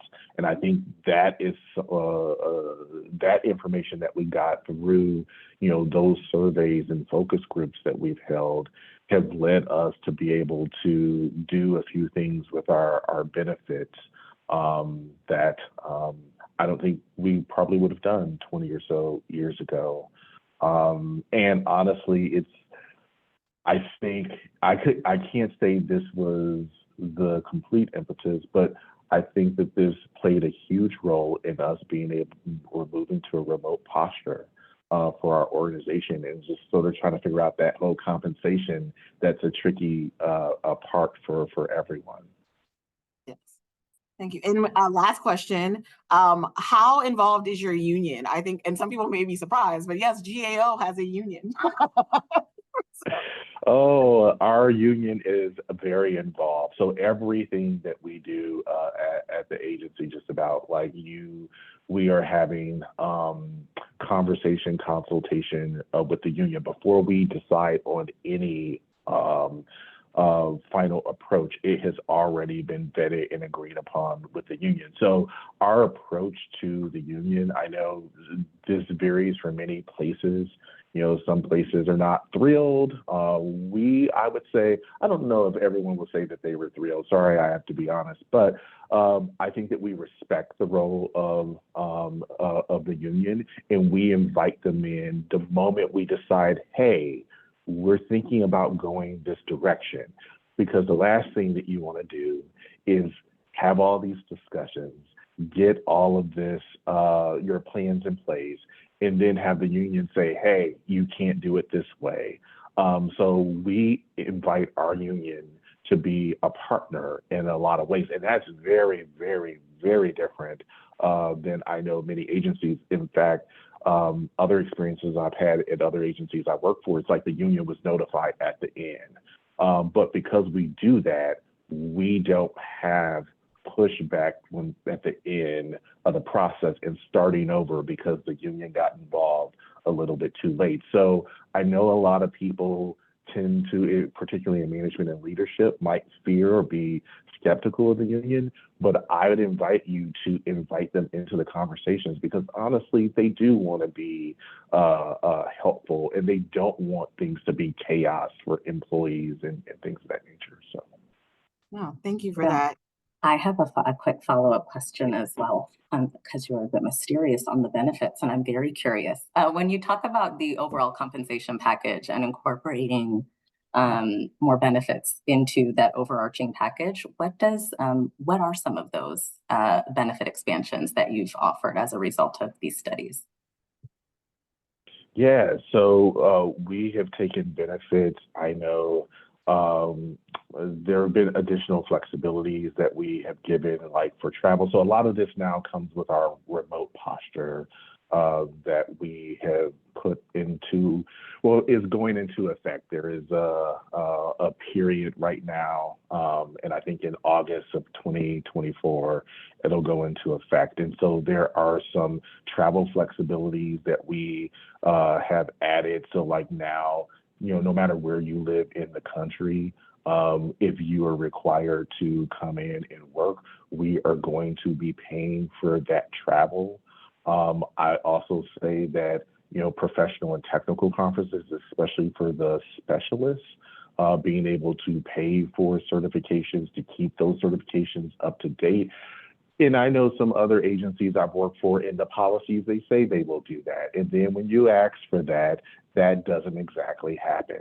But we have made that an actual part for those series because we know that keeping those folks, getting them to come to public service when they could easily make $40,000 or $50,000 more, but they want to do public service, but they don't want uncertainty that they're going to sort of lose certain credentials or things of that nature.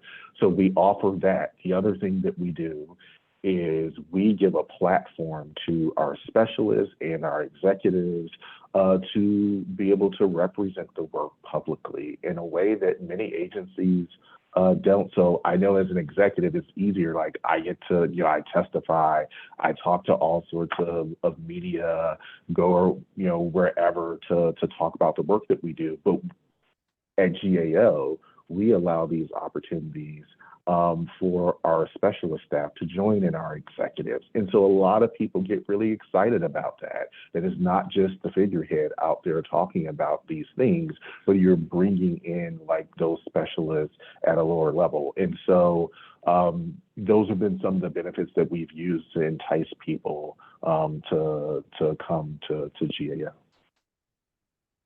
I would also add, in addition to that, GAO has a pretty structured development program right across your series so that also people have a clear path as well. Yeah, so we also we have a professional development program. So how you normally start at GAO is you come in on the analyst side. You come in through the professional development program. It's 2 years. You do rotational assignments to the 3 of the 15 mission teams that do the evaluative work. And at the end of 2 years, you're permanently placed in a particular team. You get 160 hours of classroom training that's now hybrid. But then once you're promoted to senior analyst or whatever your track is, you know, we take people offline for a week or 2 weeks, and we give them specialized training to give them a good start, hopefully a good jump start into their new role. But then we also require for a lot of different series for them to keep up with the technical and professional knowledge as well. So there'll be requirements for so many hours that they have to do. So there's lots of learning and along the way for our people here.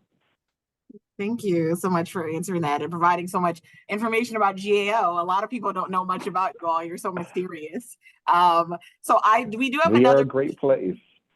Yes, a great place who is keeping, you know, the government, and also encourage any of you who are HR practitioners, read the GAO reports. They are so helpful. Even if your agency isn't mentioned, the challenges are still cross-cutting. You know, we're a small agency. GAO normally doesn't audit us, but when they're talking about HR challenges in the high-risk report, or budget challenges, all of those things still impact us, and they provide solutions and recommendations, and even sometimes you can figure out which agencies to contact. So I've, for the last, I think, 10 plus years, always made sure that I would always see what GAO said about topics that were that are being covered. So read the GAO reports. So plug for you all there. I think this will be our last question, and Cardell, you can stay on for this one, and I'll also ask Kate to come on the mic. The question is, are there appraisal programs that allow employees to provide feedback input on their management? If not, is there a reason why this direct type of feedback is not considered? It seems like it would be beneficial. So one, anybody in the chat or from other agencies could share, but I know, Kate, you've worked at several agencies, and so wondering, in your experience, have you seen those type of programs? What your thought is on it? And I think at Deloitte, we can provide manager feedback, so also sharing that perspective as well. Yeah, sure.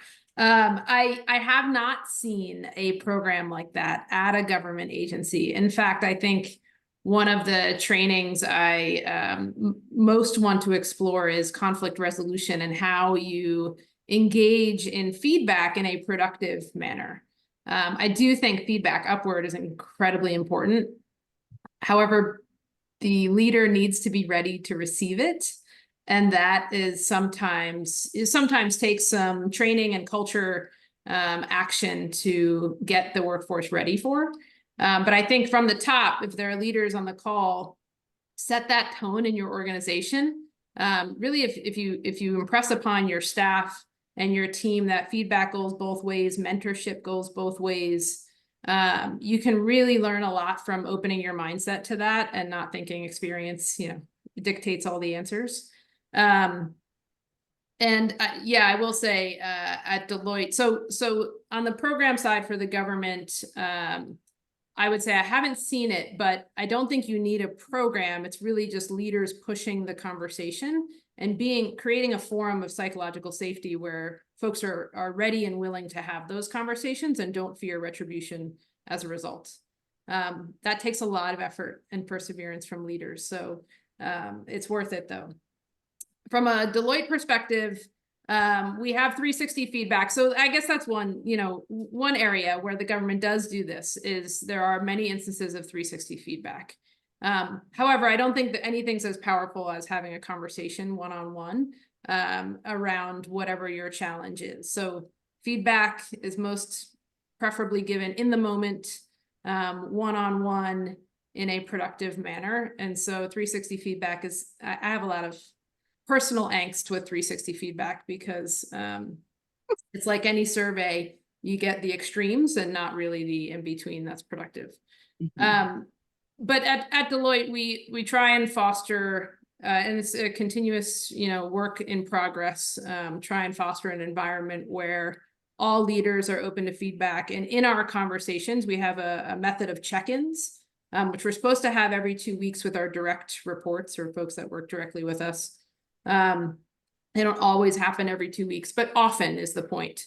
And in those conversations, we do sort of make a point to say, what feedback do you have for me, to open up that conversation. And the first time you do that, someone's not going to have any feedback for you. The second time you do that, they might have something very, simple. The third time you do it, they may actually come with some thoughts. So keep asking the question, ask it every time. People usually get into a rhythm and then want to have some substantive answers to provide. Thank you. And I think Cardell, you want to add here?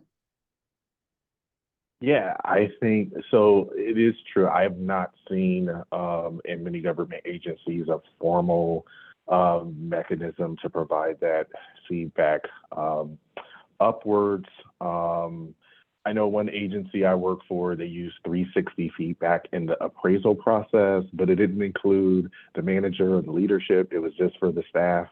And then I think what Kate said that we often use the 360 leadership assessment, but you have to be really careful with that. I just witnessed a situation where a manager wanted someone to take the 360 because their team is not taking to them or have lots of concerns. And so my question is like, well, did you have that conversation? But did you talk about it? Oh no, but the 360. And I'm like, you're weaponizing the 360, and that is not what it's supposed to do. So if that ever crosses your mind, please don't do that. But what I really wanted to leave you all with here is I think this is the importance, and I know I see a panel about this later today, of building psychologically safe environments that will allow people to provide that feedback upwards. I am really, really big on creating psychological safety in my division and all the teams that I lead, because I know that I am not a perfect person. And so I tell my management team that I remember when I first met them, one of the first conversations we had is, I am going to be seeking feedback from your employees on you. And I seek feedback from everybody in my chain on me. And I think one of the things that have made, and I know some people say, yeah, but they're not going to tell you everything. But if you create an environment where people feel safe that they can share without being penalized, they will share things with you. And they're like small things you can do. I think one of my strategies or things that I employ is trying to model psychological safety is to be vulnerable, to share when I mess up. I am not a perfect person. So when I miss a deadline for a team that I said that I would review something and get back to them, or I didn't understand or misinterpret something they say, I actually publicize that. And I know people who are working with me are like, oh my God, like really? Like a leader admitting these things? And I'm like, hey, like I'm not perfect and I wouldn't expect you to be perfect. And what I noticed is that over time, for my current team, it took about a year. People slowly started getting comfortable. So now I get all people who will hop on a Zoom with me, or if they're in the office, knock on my door, and they will say, hey, let's talk about this. Can I, share my thoughts with you? Sure. And I don't judge anyone for anything, because you know what? I have bad reactions to stuff. I will say stuff, this is stupid all the time, but then I might actually do what I need to do. But you should give that room for people, right? And I think if we do that, you're gonna get that feedback. And that's all I've got. Any last rounds, Maylot, before we go to our next final speaker? No, I think we're at time. I think the only thing I will add is my team knows I say this all the time. I consider feedback a gift. I think it's so important for growth and development. And as Kate and Cardell both touched on, fostering that safe environment to offer it is really critical. So with that, I will pass it back to you. Yes, thank you. Thank you both, Kate and Cardell, for jumping on, as well as Nate for sharing earlier as well. So appreciate your input and thank you all for asking questions. And also you can use this time to share in the chat any contact information that you would like to keep in touch with anyone that has presented or shared today. So I'm excited. It is 2:00 and we will go to our final speaker of the day, Ms. Joyce Audison, and I'm going to provide a brief bio and introduction for her. So Ms. Audison is a globally recognized keynote speaker and thought leader known for her pioneering work in the well-being intelligence curriculum. With a career of 27 years, she has established herself as a conflict analyst, professional trainer, author, university lecturer, and master certified coach. Joyce's expertise lies in helping organizations overcome complex challenges and creating psychologically safe workspaces that foster inclusivity and well-being. In her role as president and CEO of Interpersonal Wellness Services, Inc., Joyce has developed customized workplace wellness programs and transformative training sessions for her clients, and some that are exclusively offered through her company. These include the highly acclaimed Global Workplace Wellness Summit and an ICF-approved coach training certificate program. Joyce's expertise lies in consulting on workplace wellness programs, designing respectful workplace initiatives, and implementing corporate well-being programs for clients. She is also the host of What's Happening at Work podcast and a published author with 6 books under her belt. As a conflict analyst, Joyce specializes in improving working relationships and team dynamics for organizations. Additionally, she offers executive coaching services to C-suite executives through her relational leadership program, helping emerging and seasoned leaders optimize their relationships inside and outside of their organization. Joyce, I'm so excited to have you join us today and be our last speaker of the day. So now I will transition this on to you. Thank you. Hello, and welcome. It's so good to meet you, your team here, and those of you who are on, welcome. And I'm very excited to talk about this topic today because it's something that is so on my heart. And I see those of you here. I'm hoping that you're just as excited about this as I am. So what is, and thank you for that fabulous introduction, Ms. Holmes. I appreciate it. And I have been listening to some in and out of some of the presentations so far. And I'm excited for this topic because it really does show that we need to change what we're doing and move to a new way of addressing and dealing with issues in this time as we are right now. So what are the problems with workplace wellness programs and how can we address them? Let's delve into our first question. Did you know that approximately we are sitting here, and if you look at our workplaces, we have the highest level of stress ever in the workplace, highest burnout, we have more mental health issues, and more employees with chronic diseases than ever. Now, you may be asking yourself, why is that so, Joyce? Actually, why is this happening? It's happening actually scarily because we're also spending at the same time up to $8 billion annually on wellness programs. And this is the highest we've gone. And there's prediction that we will go higher, yet we're having so much more challenges. So what we see here is a little sign of what's to come. We have the highest growth ever in the corporate wellness market, currently around $53 billion annually, and the expected growth is about 4.7%. Some predict that will take us to over $110 billion annually in the whole area of workplace wellness. Interestingly, when you look at the research, it says we have a high ROI. $3.27 from workplace wellness programs. So there are many studies that's been done on this, at over 22 different studies showing the same thing, that you're getting $3.27 on reduced cost in healthcare for every dollar you spend on well-being at work. So whether you call it workplace wellness and well-being, and I'll share with you one of the reasons why we focus more on the well-being aspect, because of what the research is telling us and what employees are telling us. The cost of workplace wellness programs actually ranges depending on the number of employees you have. So if you have 100 employees, you say you could look at spending between 10,000 and 50,000 annually. If you go up to about 1,000 plus employees, you're looking anywhere between 100,000 and 250,000. And then the larger companies that are within that 10,000 plus companies, you're looking at about $2 million annually. But when you do the math, 2 million times 3.27, you're getting a very high return. So the numbers, we have to look at the ROI and say, what are we really getting for that? But the question we're here to ask today is, why doesn't this add up? Why doesn't it add up? But earlier we talked about the high level of burnout, and I want to answer that question. So here we're going to cover a couple of things.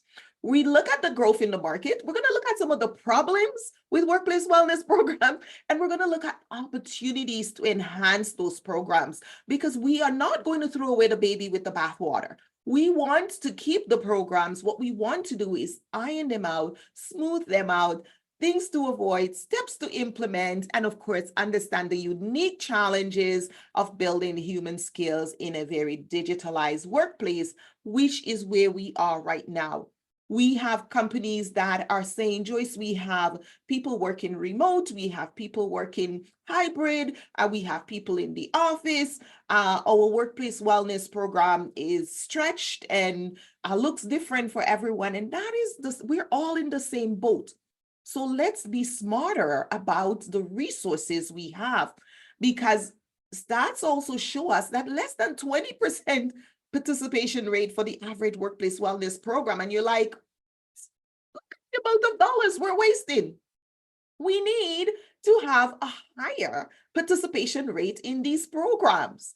So I want you to think about the questions that are coming up in your mind, and please put them in the chat, because I'm going to stop so we can go through those questions. I want to make time for them because I have a lot of questions. I imagine you'll have a lot of questions as we go through this. So what is the problem, Joyce? Well, what we see is lack of genuine engagement. What many employees believe that the programs fail to they're not genuinely connecting with the programs because they see it as checkbox activities rather than meaningful initiatives. Do they really care about us, Joyce, or are they just doing that because they saw the stats and they're thinking they can rake in some dough? And these are some of the things they asked me. And I remember when one of our clients first started using us, and they would send employees to work with us, employees who were challenged at work, employees who didn't change their behavior, for instance, in going to the workshops, and they would send them to work with us weekly, and we would train them up on the well-being curriculum and how to behave in the workplace. And they would say, are they just doing this, Joyce, because they want to look good or genuinely? And so when we unveil our model and we start talking to them, employees want to know that you genuinely care about them. That's what they want. They don't want to be just a stats. And that's what we're finding with our clients and with organizations. So I'm just going to pause and make sure everyone is seeing my screen, and you have access to the chat and to the question and answer, just making sure that's all clear and we're good. Good, excellent.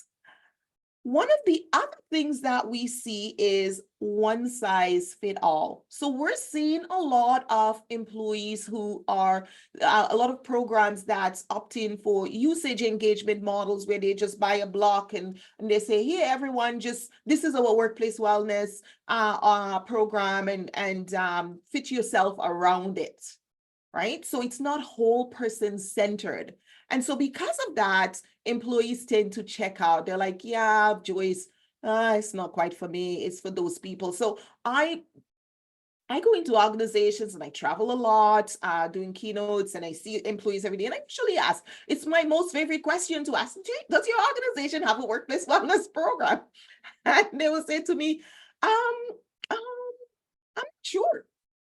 And the last one I did was last month. I was at a conference and I asked, and this is an international organization, and she said, I'm not sure. And so she turned to her colleague and she says, do we? And they're like, I don't know. And so this is not the answer I want to hear. And some employees will say, oh, you mean those people who go for walks, those walkers? Yeah, they go for walks. We see them at lunchtime. Oh, you mean those book readers? Oh, yeah, they have a book club. So people they are saying that it's not for me. It's not whole person. I don't see myself as part represented in this program. And then we see the superficial measures. Many programs focus on surface level activities like step challenges or occasional workshops, rather than addressing some of the deeper issues like workload, workplace culture, mental health, leadership, psychological safety. So I'll give you a little bit background for myself. I started off as a conflict analyst. And so as a conflict analyst, I would go into organizations to when there is conflict, of course. But what I started to find was that the conflict was just a symptom of what was going on in the organization. And so we started to do respectful workplace, and then we started to look at what's happening. The client had a heart attack in my office, and a number of different things occurred. And I said, we need a different approach. And this got me into creating a model that showcases how people engage in the various dimensions. And this is how I got into the whole area of workplace wellness. And so since 2004, we've moved our business focusing more on the wellness, the interpersonal wellness as per my company. And so we see a lot of these because we've had situations where our organization's employees were committing suicide, attempting suicide, mental health issues. And we start asking, this is not just conflict. There is more going on. There are some of the other common models that organizations use for their workplace wellness program. So you can choose different models, usage models, where you're buying programs based on the usage and engagement, or you're paying per employee, monthly fixed costs per employee. And this can be something like when you have the employee health spend, that could be another one. Pay per participant, pay only for active participants is another one. Then you have program tier, where you have several tiers based by the group size. So if you have 10 employees, you can have this tier. If you have 30, if you have 100 employees, if you have 10,000 employees, you can go here. And then, of course, there are the budget cap models, and this is set service packages. This is one of my favorite that I really recommend to organization, is where you start to take out the specific time frame, allowing employers to choose based on the needs of their employees. It should not be a canned program. And too often, what happens, the decision is made based on the dollars. And if this is one of the more flexible options that you can actually increase as your need increase. So you must be saying, okay, Joyce, those are problems, and maybe we have some, maybe we don't have some. I don't know, maybe we have all of them, maybe we have a program or not, or maybe we're just thinking of having a program, and I want to avoid these pitfalls.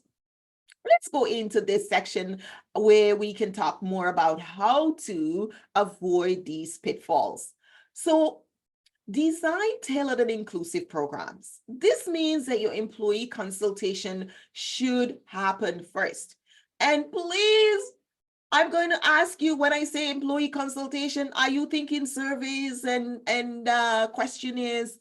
Those should not be your first. And one of the things I teach the wellness facilitators and I consult with organizations is do not drop people into asking them surveys and questions, because really, if I don't think about wellness and you ask me all these questions, I don't even know what I'm putting down, because I really don't have anything to really guide me. And so what we have helped organizations to do is to have wellness conversations. Wellness conversations are gatherings where people get to understand the dimensions of wellness, how wellness works, what would happen, how wellness can improve people's lives, and give them what does it mean for them, where they can talk to each other, hear from their colleagues, get new ideas. What we're looking at is a mindset shift. Because if you have a program and nobody in your organization, the majority of your employees are not wellness conscious, they're not going to participate because they don't even think they need wellness. And maybe it's not your business to give them wellness, and there is that too. So we talk about the wellness conversation framework, creating those opportunities for dialogue.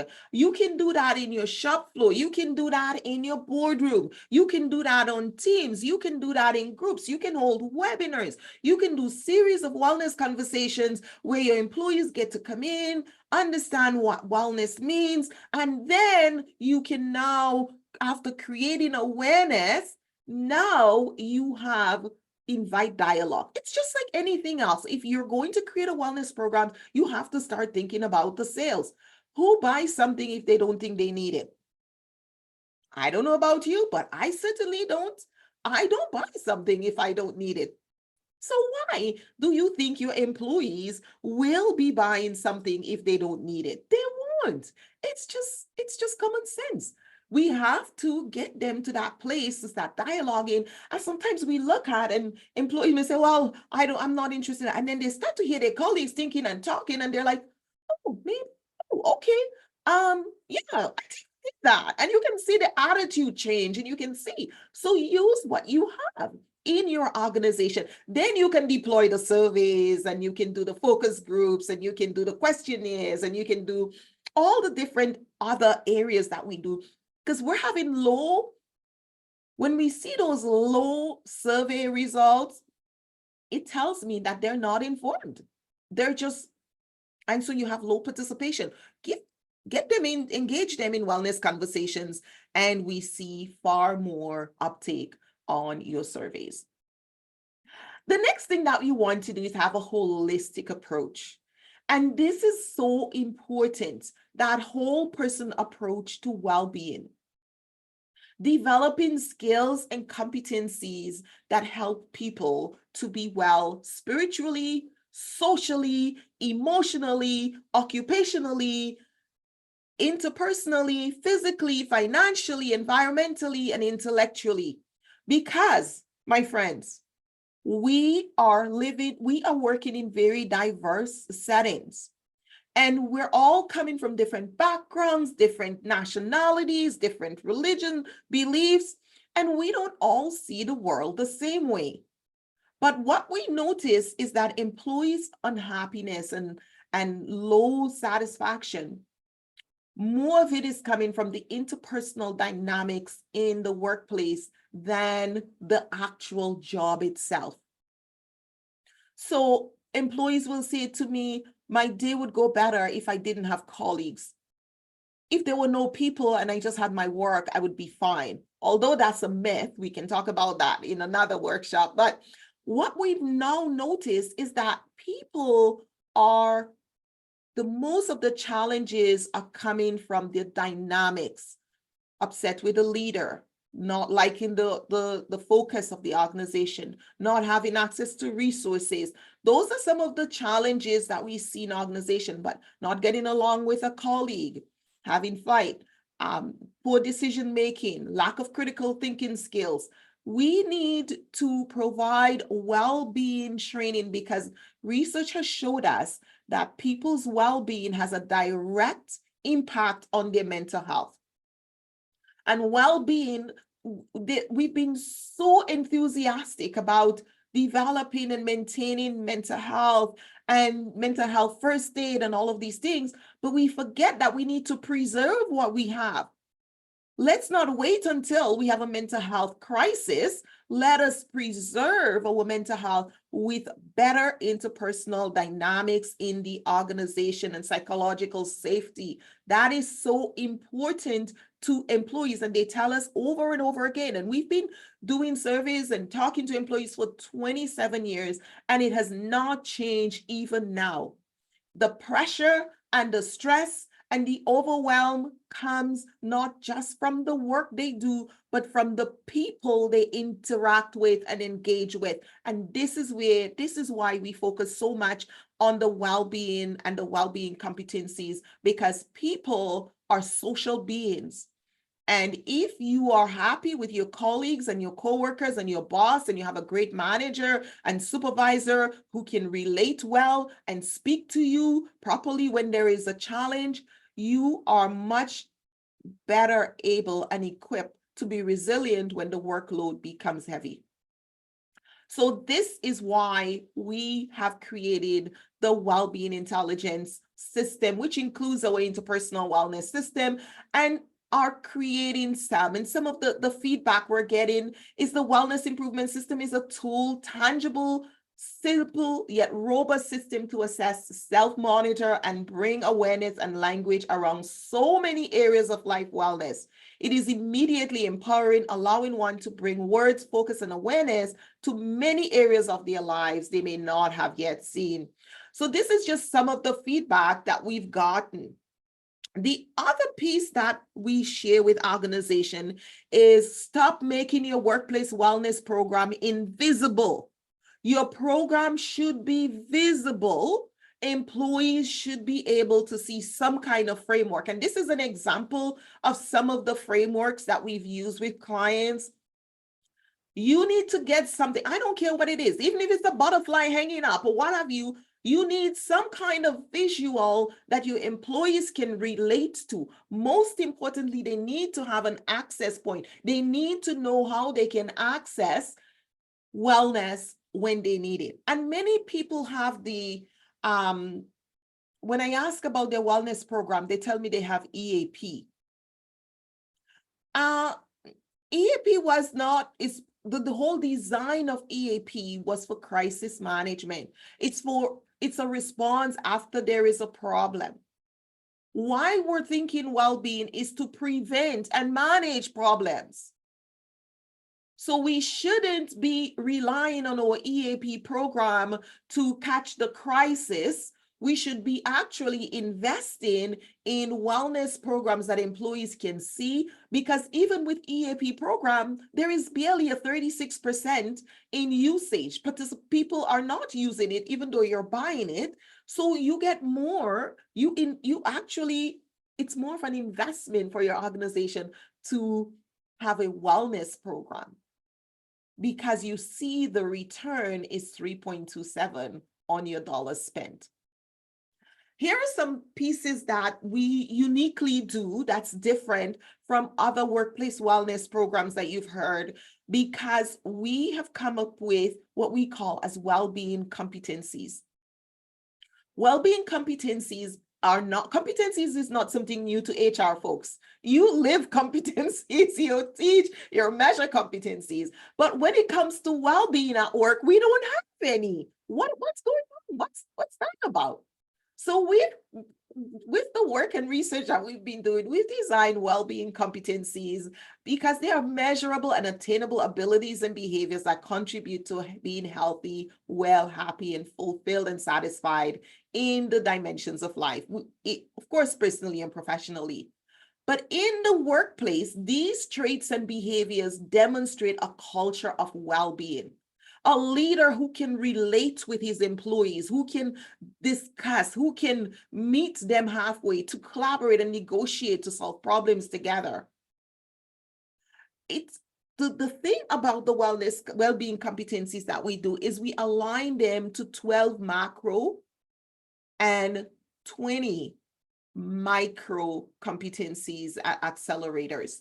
So these allow you to be able to see the areas in your lives where you need to improve. These micro competencies accelerators will help to develop the bigger macro well-being competencies. And the results is measurable impact, dramatically reduce workplace accidents, absenteeism, voluntary attrition, while improving performance, quality, and engagement. People are less likely to leave work because they say people leave managers, right? They leave their leaders. People are not looking wonder because their coworker is so annoying and there isn't a structure in the place to deal with it and to have those kinds of conversations. very, very important to have those pieces in place if you're truly focused on creating well-being at work. One of the other pieces we get called to do a lot is the mapping and the alignment of competencies to what you already do. And I talk a lot about this in keynotes because you don't have to throw out what you have and go starting from fresh. This is a roadmap of how we help clients to align the well-being competencies to what they already do at work. So here is an example. For instance, something like responsible communication, it's the competency we build in that whole area of social wellness. It teaches collaborative management and cultural competency. We look from your organizational programming and we'll see, where do you teach any kind of communication? Where do you teach any kind of collaborative management or cultural competency? Well, guess what? You can now add that as part of your workplace well-being structure. Right? So you don't have to go out and start from scratch. We are actually consulting with organizations, say, hey, you already are doing things that are going to implement, develop and improve employees' well-being. Let's just rename it and realign it and visualize it so it's not invisible and just the committee or that person knows that it's there. It should be something that could be circulated as an email, or we can put up on a discussion board or what have you. So employees get to gather and talk about it because it's about them. They're invested in this. This is their organization. They want to know. So the competencies that we've mapped, or macro competencies, are responsible communication, integrity, self-mastery, capacity building, engagement, innovation, vibrancy, interdependence, and resilience.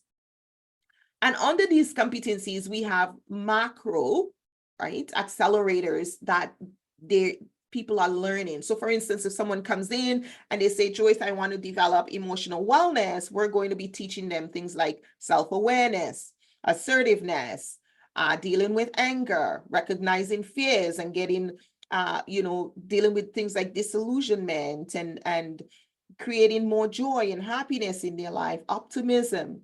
We're looking at doubts, how to handle stress. So all these are the micro elements, right, accelerators that will help them to develop the competency of self-mastery and emotional wellness.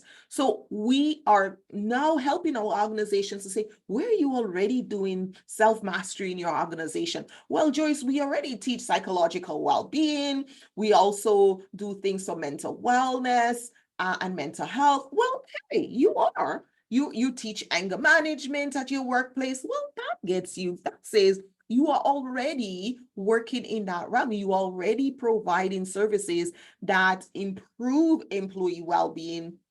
Now, all we have to do is map them and create your own. And in here, this is just an example of what one workplace look like, but yours may be very different based on the programs you already offer, maybe what you currently provide in your organization. And once you do this, you're going to see where the gaps are, and you're going to identify other areas maybe that wasn't yet mapped, that you can now map and share in your weekly emails or what have you do. How do you communicate your wellness programs, your wellness offering and supporting your organization? This is a big issue for many organizations, because one of the challenges is that they see wellness programs as something else. They don't see it as integrated in the organization and part of everything.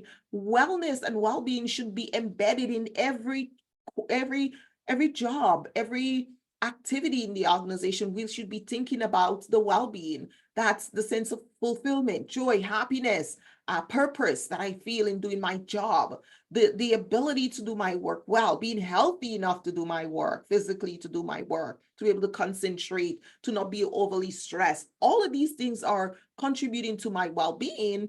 And so I need to see them. I need to be reminded, because there's so many things pulling me away from life and my own well-being. There's so many distractions. And the more we can remind employees to stay well and give them reasons and connect with them, the more successful our programs will be. But most importantly, the higher our return on our wellness programs and investment. And 3.27 can go up to 5.27.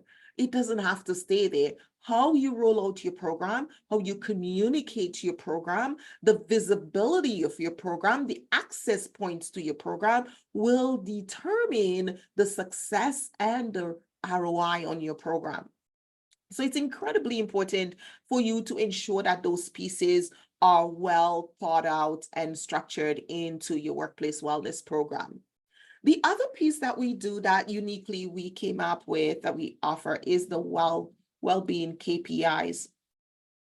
Now, well-being KPIs are another way for you to align competencies to your corporate business structure and objectives.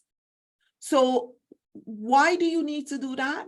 Because well-being and workplace wellness has become something that the committee does. So yeah, we have that committee put together to do the wellness program, or we have a gym, we're giving free gym pass, or we're giving healthcare spending. So things are just, I called, it was one organization I talked to, and I said, oh, what's your workplace wellness program? And I was talking to the HR director, and she said, oh, we have hundreds of options. I was like, so how do employees choose? How do they know what's for them, what's right for them? Oh, we just put it all there. So what's the usage? Oh, we have a few people who take up on the gym pass. And I said, what else? And so there is no structure. And with KPIs, you invest in what you need. You understand the value of workplace wellness, and you get your leaders to champion well-being initiatives at work. You also get to train up wellness champions on aligning well-being competencies and KPI. For instance, if you have a yoga program, what competency is it building? Right? It should come right back to developing that whole sense of well-being, developing resilience, right? That's one competency that you can map that with. And then you could look at your corporate initiative and strategic objectives. What are they? And how do we align those indicators towards resilience? What do we need to do? Do we need to bring down our sick time?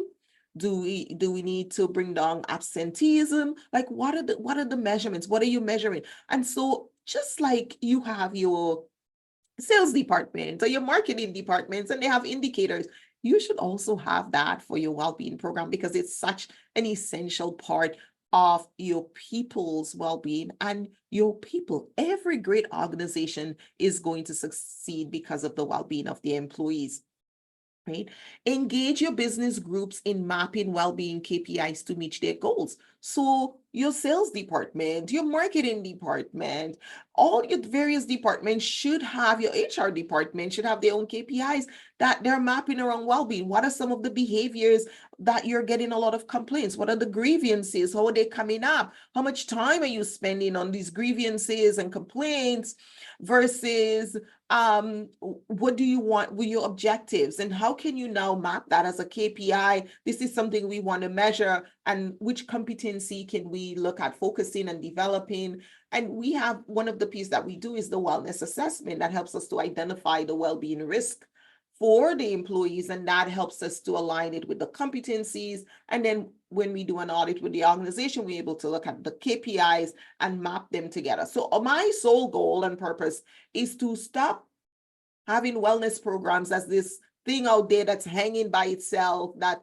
nobody sees value in, of just a few people who sees it and knows that it's there and uses it. I would be very happy when every organization tell me that their workplace wellness program usage is 75% and above, because people know it's there, they know it's for them. They can step in at different points, they can assess what's right for them, they can identify their own individual well-being risk. We can see the team dashboard for the well-being risk of the team, and then we can now come back and say, okay, these are the competencies that's been aligned on the dashboard that we need to develop in our organization, and this is what we're going to do. So these are that's my dream, of course, in the ideal world. But right now, we're just starting with, let's get us mapping those competencies and KPIs so we can truly increase our spend for and get higher return on our spend for well-being. And then the next piece that we do when we talk about KPIs, we want to understand what we're tracking, right? So the standards to track, the assess your workforce health, your happiness, the fulfillment, and the indicators will provide insight into how well-being initiatives impact employee performance, engagement, and overall organizational success. So they inform your organization of how to invest in wellness activities and program offerings. So you're making wiser choice, you're saving more, and you're having greater impact and better ROI overall. And why do we want to do that? Because we want to create a culture of well-being. A culture of well-being is foster a workplace culture that genuinely values and supports employee well-being. And you want your employees to feel that. And when you create a system of well-being in your workplace and you start to think about what makes people upset, hate work, not want to come to work, you start to realize quickly it's more of the dynamics than the actual tactical work. Keep the communication open and respectful, create inclusive programs that involve a diverse range of employees that are speaking to each other, communicating with each other, and enhance your workplace wellness competencies.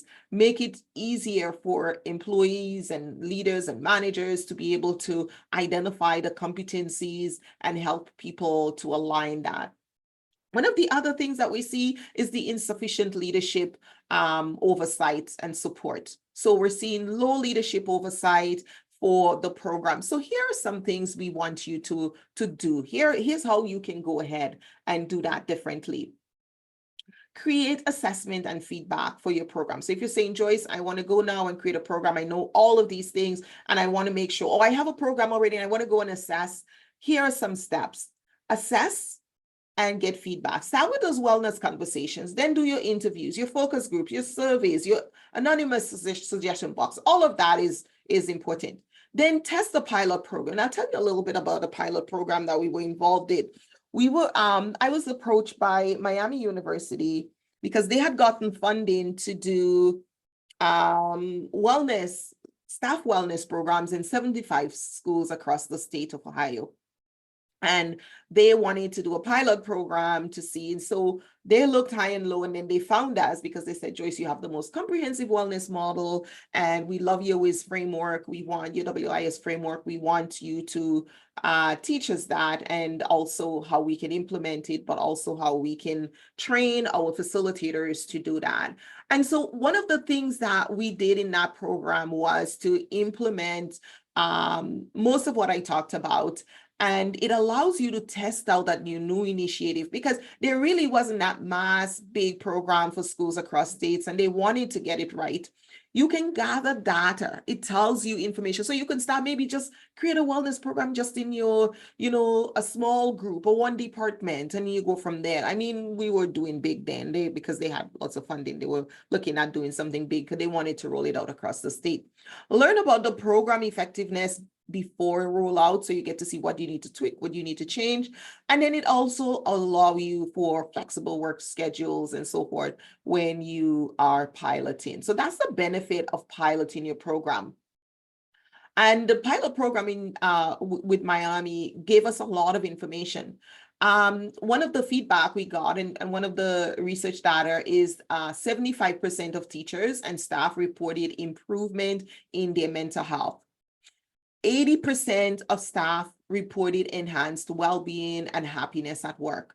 So they made comment like, we give so much to students and we were doing so much, and we felt like we were just there for the student and nobody was for us, and we were not being given the support we needed and our mental health, because in the classroom you really are there by yourself with the students and with safety in schools and all the different things that are happening. It was really impacting the mental health of the teachers. And a lot of organizations are having similar thing, but I was really excited to work on a program with schools because I hadn't done anything with schools. And the schools map role very differently because they have, their semesters and then they're off for 2 months. And so having to create a program, because when we do with workplaces, our curriculum is for 12 months. So we have 12 competencies that organizations can teach and implement over each month. They focus on one different curriculum. And so it gave us that opportunity. So that's why it's so important to have a wellness program. And the program expansion, it says, due to the pilot success, the program has been expanded to include more schools across the state of Ohio.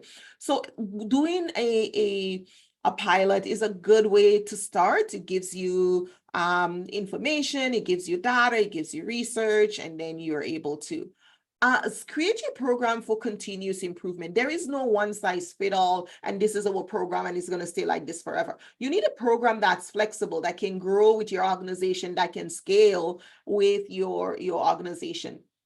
So you need to review and adjust regularly. When we work with one of the big corporations and we were implementing the well-being curriculum and working with employees, one of the things we did was every 3 months they would be able to go in and assess, and then they can see how well they're doing for themselves every 3 months, and then the organization can get, it's anonymous, they can see the board and see where people are, and different things change for people in different times. So your program should be dynamic. Optimize your content. Don't give the same thing. Oh, every once in a while you find somebody there and you're like, oh, I like what you did over there. Come and do it for my organization. That is, I mean, that's the best you can do, but you should have a structure. You should know which competency you're teaching this month, and your employees should know we're focusing on developing these core competencies or these micro accelerators to build these competencies in our organization. And this is, people need to know. People have this fear of missing out. They want to know. Your employees want information. Give it to them. Communicate with them. Create a program framework. Stop about this invisible program that people don't. Give them a program framework, something that looks like this is our program and these are all the pieces that we do, and this is where HR is, this is EAP, this is where this is our health screening, this is where these are. They need to see what that is, and these are the well-being programs to help you to stay well and maintain your well-being and eat well and exercise and sleep well and all of these things. People need visual. That's why they're on social media all the time. That's why your employees are glued to social media. We like to see things. Stop having invisible programs. Make it responsive to the needs as things ebb and flow in your organization, and set at least a quarterly review for your program. And even if you can do it once a year, you still better, because what has happened is that many times what we see with organization is that they invited a committee and the committee will do the program, and then when the people in the committee get busy, like their workload has increased, they no longer have energy, and then the program drop and nothing happens. And I got called up by one of the big organizations, and they wanted to do a program on workplace wellness. Last year I spoke at their conference on workplace wellness, and they said that I had the biggest reviews, and so they want to bring me back. So I said, oh, so how is your workplace wellness program in your organization? I was shocked. She didn't know if they had one. She had to go research and come back, and she said, oh, we had a committee, and we went through a major transition, new leadership, and the committee got busy and things dropped. I was like, I really stood there with my mouth wide open. I was like, huh? Because isn't that when you need a wellness program? Things are changing. There's uncertainty. There's more anxiety. We're going to have new leadership. Things that people need to preserve their mental health. People need support. And we need to recognize that our programs are that. And in summary, I want to just stop now and then come back and share with you, give you some time for questions. Here's my contact information. You can email me here. I'm happy to talk to you about any of the pieces that I shared, and anything that you're doing that you want to avoid or you want more information on, just tell me you were here and I'm happy to do a free consultation with you. So that's it. I'm going to stop sharing my screen and we're going to go into conversation. All right, questions. What do we have? Yes, please. This is Kalata speaking, but please put your questions in the Q&A chat. or type it in the main channel. But do you have any questions for Ms. Addison? I did a son, sorry. All right. Who here is looking at, who already here have a wellness program in your organization?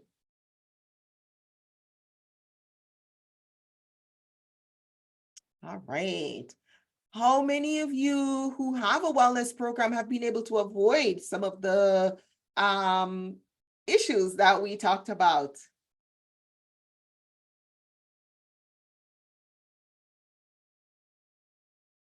Oh dear. What does that mean? Okay.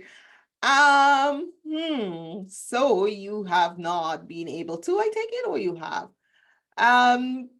Feel free to chat. In the chat is open for everyone. If you feel better to talk that way, or you want to be on mute your mic, you can put your hand up.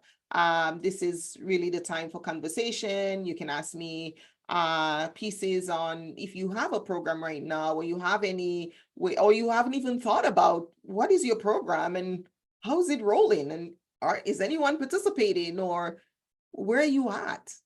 Or you're just thinking, how many of you don't have a workplace wellness program right now?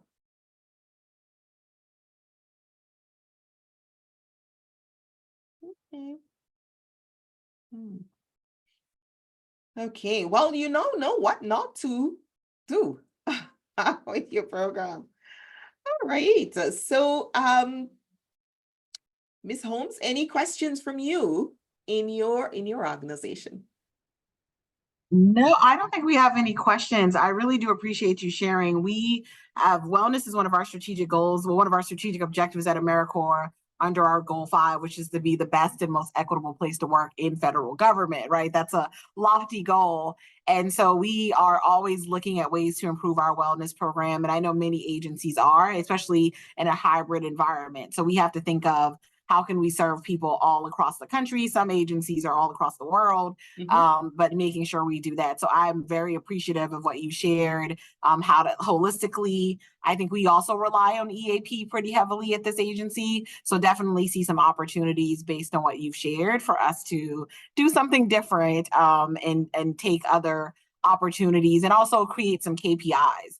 Because like you said, most people look at usage, but what are some other ways we can look at the effectiveness of our program? So I really do appreciate what you shared. And those of you, if you have a question, it just came to you later, always put it in the chat. But as Joyce said, you are also welcome to reach out to her as well, because that's how I connected. I connected on LinkedIn. LinkedIn is a powerful tool to find many amazing resources across the world, because Ms. Otis is actually in Canada. So we're thankful that she was able to join us this afternoon. And with that, I'm going to say thank you, and we're going to put up a poll about your presentation. We'll share the results with you, and then I will just do some closing remarks. It's been a great day, and I really appreciate everyone who's participated today, everyone who's asked a question. And from starting first thing this morning, we had Ms. Kara Harden, who shared with us about the performance paradox.